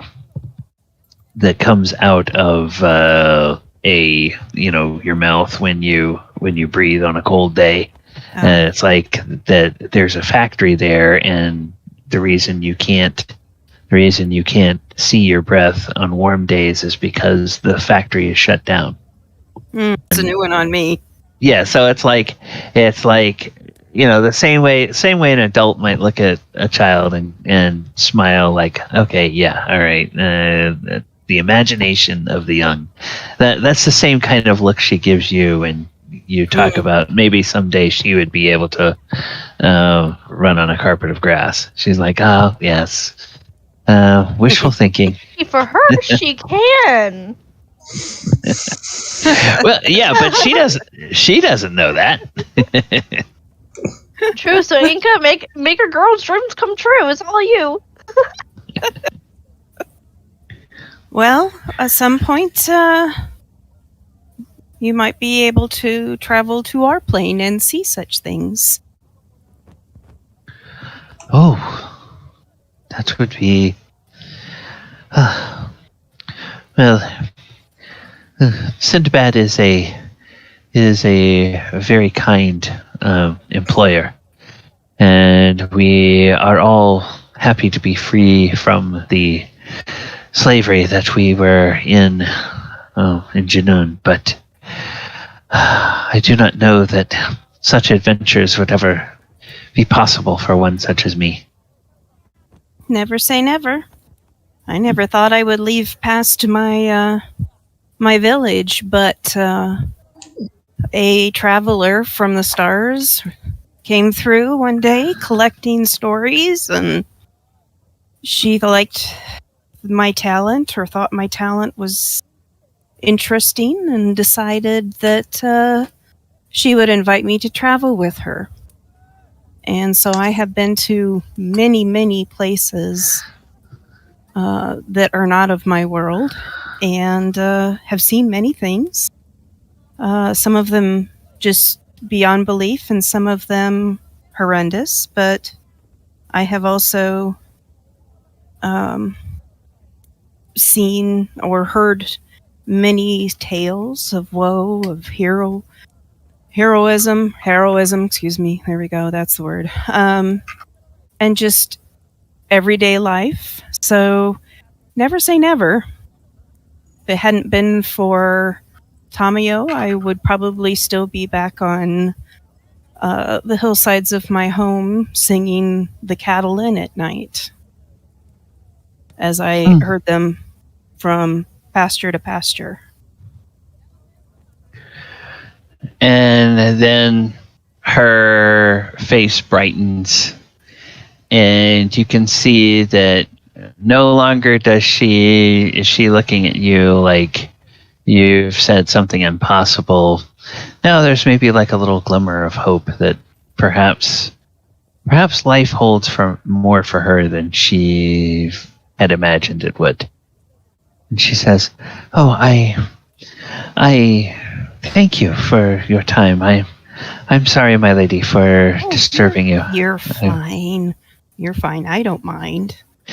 Well, I do have my duties. I must go. But thank you for telling me about your singing. It is quite lovely. Thank you. And always remember to dream, because dreams are important. They keep our hope alive, even when hope seems all lost.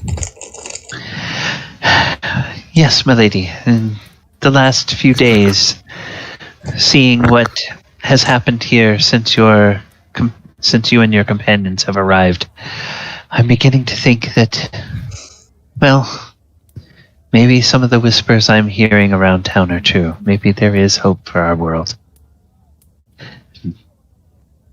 Good night, my lady, or have a pleasant bath, my lady. And she gives a little curtsy, and she ducks out of the bathroom and heads off. And I will wait just a few minutes to make sure she's gone, and then I'll get out of the bathtub and start cleaning up myself. All right.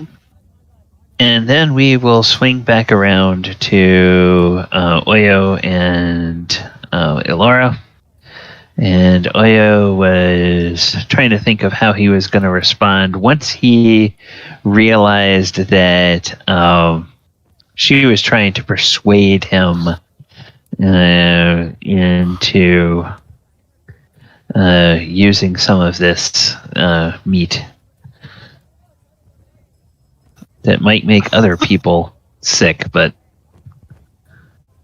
probably wouldn't do anything to either one of them. I guess he'll just be like, all right, we'll do it ourselves. This will be fun. Sorry. And- I'm back. This will be fun.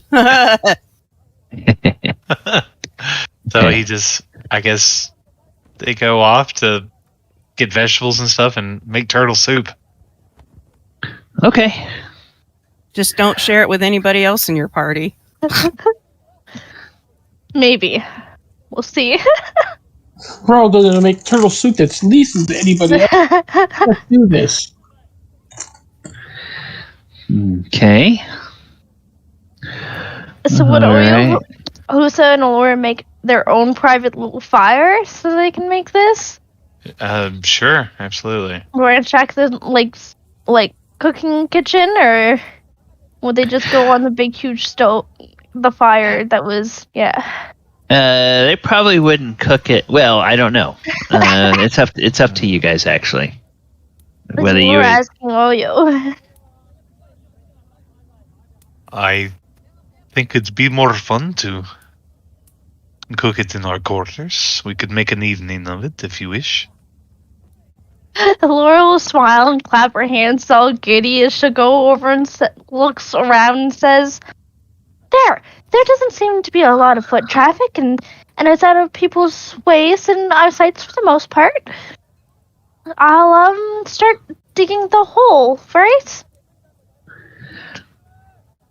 Okay, if you're going to cook it inside the quarters, each of the guest rooms has a stove, and it's one of those little like freestanding stoves. It's a stove that is primarily meant for heating, but it does have a little area that can fold out, and like small plates or dishes or pots can be put on there to do some cooking. So you could use that stove for cooking.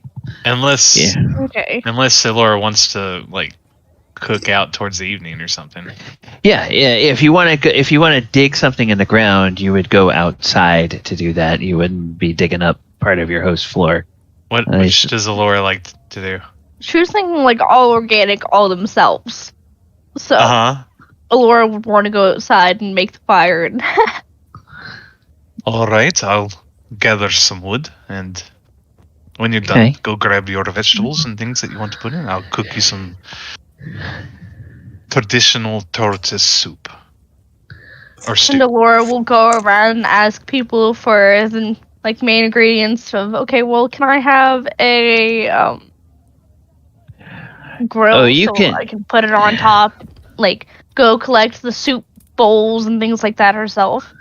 Oh, yeah. I mean, you can get all of that if you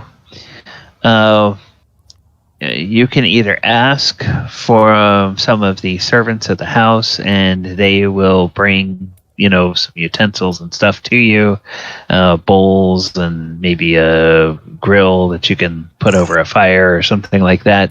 Or you could go to some of the shops in town. Probably because of the cost of iron, it'd be better to borrow a grill from the household and bring it back than to try to buy it, because it would be very expensive here. She was gonna board and tip them some money for it. Okay. All right. And I know that on Okay, I'm going to send a message to somebody in a moment. All right. So you guys can do that, and then collecting the vegetables and other things that you need is no problem. You can get that from merchants, or you could swing by the kitchen and go to the pantry and talk to the people there, and maybe pick out a few vegetables or something from the pantry. And they're not gonna give you guys any guff about it. Just as long as you don't take the last of something that's there.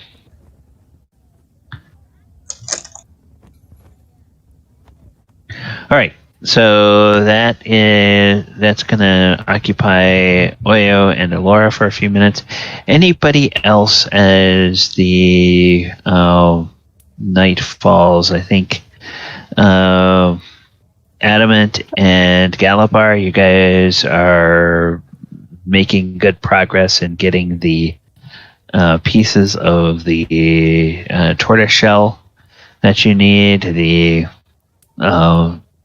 people who are going to be harvesting some of the tortoise meat, which, from the way people talk, this is something of a delicacy that they have, and a giant tortoise this big and this fresh would be able to. There's probably going to be enough for almost everyone in the village to have 1 or 2 servings of this. So you get a sense that in a few days, there's probably going to be a pretty big celebration, a pretty big feast that this prepared turtle meat is going to feature prominently in.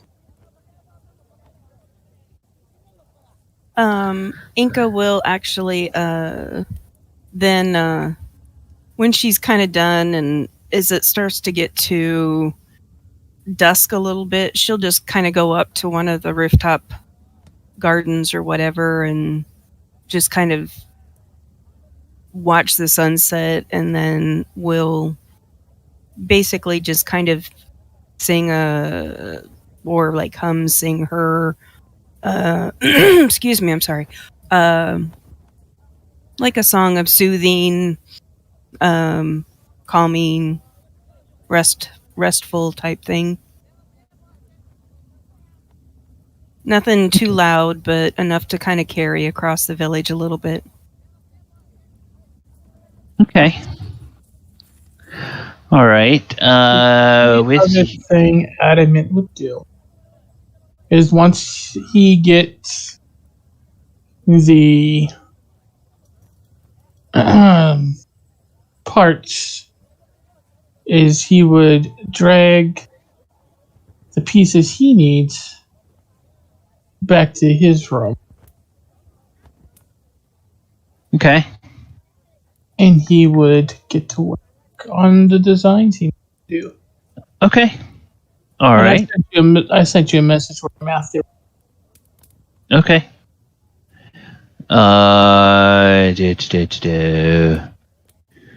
Okay, yes. I saw that number.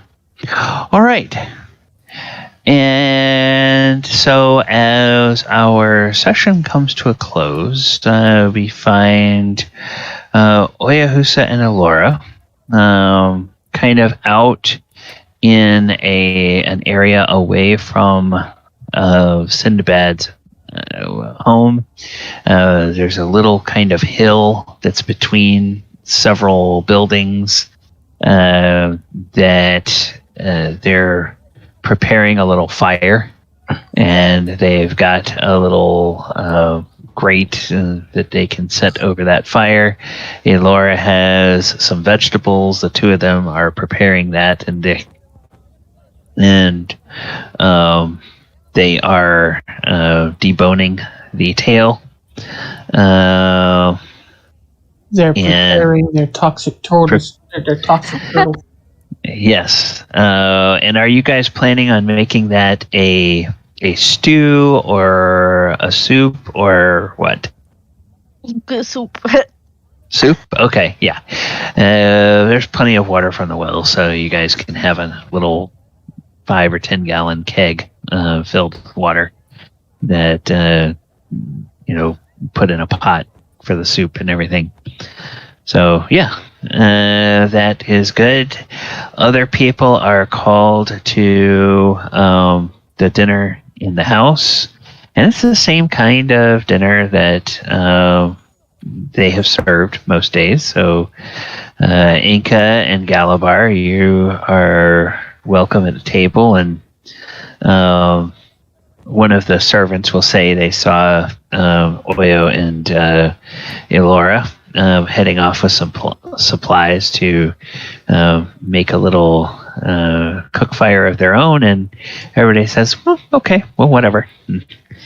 And Sinbad will listen to Galibar and Enka tell the heroic tale about the battle against the giant tortoise, and we can start with all of that next week with Galibar and Enka telling the tale, with Adamant.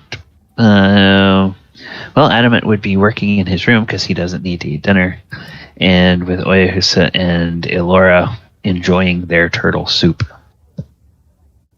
So that's what we will do. Any quick questions before we end for the evening? I'm good. Okay, wonderful. Well, thank you, players, for joining us, and thank you, viewers, for coming and hanging out with us. And Thank you. Bob and Doors of Fear, special thanks to you guys for being active in the chat with giving some rewards to the players, and also for subscribing. I really, really appreciate that. That is wonderful. So thank you guys for subscribing on the Twitch channel. Want to let everybody know what is coming up on the channel in the next few days. Tomorrow night at 8 p.m. Eastern, we are doing Monster Monday as usual, and this time we're featuring a monster that is out of the brand new Strixhaven sourcebook that dropped last week. We're going to be taking a look at the Mage Hunter. Mage Hunter is an interesting monster that was transposed, if you will, from Magic the Gathering to D&D 5e. We're going to look at how they built the monster in D&D 5e so that it feels like it functions similar to the card. I'll be quite honest. When they released Guildmaster's Guide to Ravnica, I was very disappointed with the way, thematically, with the way they translated a lot of the cards, because it didn't seem like they made a lot of effort to make the monsters in D&D feel like they functioned in a similar way to the way the monsters function in Magic the Gathering. And the Mage Hunter is actually an exception to that, where it does look like they tried to give you a little bit of the feel of the way the Mage Hunter works in the one game and replicate that in the other game. And that's one reason why in this Planeswalking game, I have gone out of my way to try to homebrew a lot of the Magic the Gathering monsters, because I want to make them feel more like they do things that the card says they do. You can't get one-to-one translation of mechanics all the time, but you can find things in D&D that are similar to what monsters do in Magic. So we're going to look at how they did that with the Mage Hunter. Then Thursday night we will be back for our Sword Coast Chronicles game, and in that game they are getting ready to fight a big shipload of people who have captured a Storm Giant King. And the PCs have managed a rare feat of having both giants and metallic dragons help them with this rescue. And they've done that with a little bit of subterfuge. So the question is going to be, if they need the dragons and the giants at the same time, how are all the giants going to find out when they realize some of the humanoids that they have been traveling with are not humanoids at all, but dragons? So that ought to be a lot of fun. At least from behind the screen, it should be fun. Then on Saturday night, we're doing the old school 2nd edition D&D. We're right in the heart of the Temple of Elemental Evil adventure. And boy howdy, they just realized some things about 2nd edition monsters, stuff that's completely immune to non-magical weapon attacks, the fact that certain magical items that give you invisibility mean you can have invisibility at will. Of course, certain things still break the invisibility, but after it's broken, you can go invisible again if you want to. So it's a bit different the way the rules work in old 2nd edition. So you can they're in the middle of a fight right there. So you can join us on Saturday night, 7:30 p.m. to find out what that's all about. And we will be back one more Sunday before the holidays. We're definitely playing next weekend. 2 weekends from now is Christmas weekend. So the Saturday night game is off for the 25th. We know that for sure. And I was looking a day, and then it's also going to be off for the 1st because there's some really fun bowl matchups that day I want to make sure I get to watch. And the Sunday, the 26th and the 2nd of January, I'm going to be asking the players next week how many people would be affected by holiday travel or hosting family, things like that, and see whether we will play on the 26th or not. So we'll be back next week, and we will talk to you later. But before we go, I mentioned that the giant tortoise is based on a monster. The inspiration for the giant tortoise, obviously, there's the giant tortoise card from Magic the Gathering, the Arabian Nights, but there's also a monster, and I have to pull it up here from the 2nd edition source book that I have. There's a monster called the Gadge. If anybody has ever heard of a Gadge. Boy, I haven't heard that one in a while. Yes, it is a Gadge, and in 2nd edition, it is a creature that that pretty much has all of the abilities that this giant tortoise had. However, it is a mere 7-hit die monster.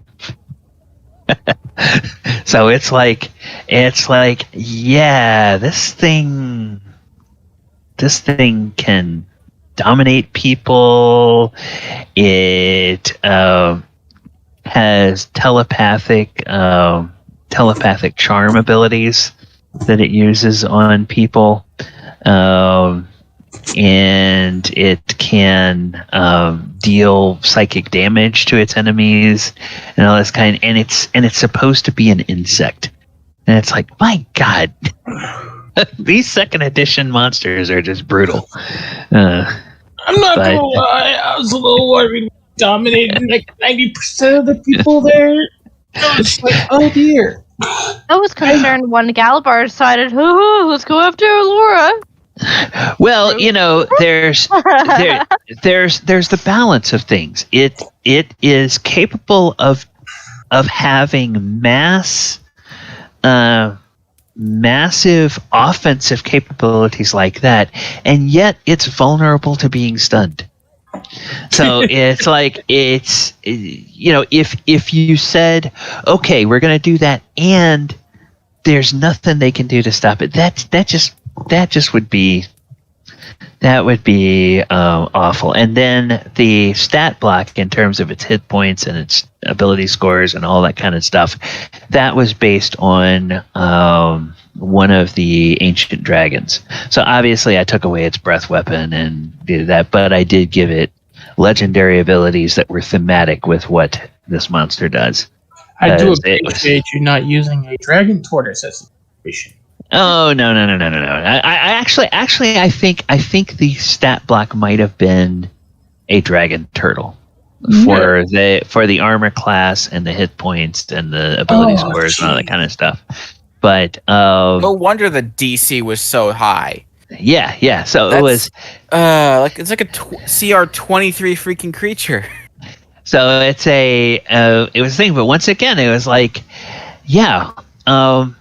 this thing could deal a lot of damage, but it's got vulnerabilities. Now, can the party find what its vulnerabilities are?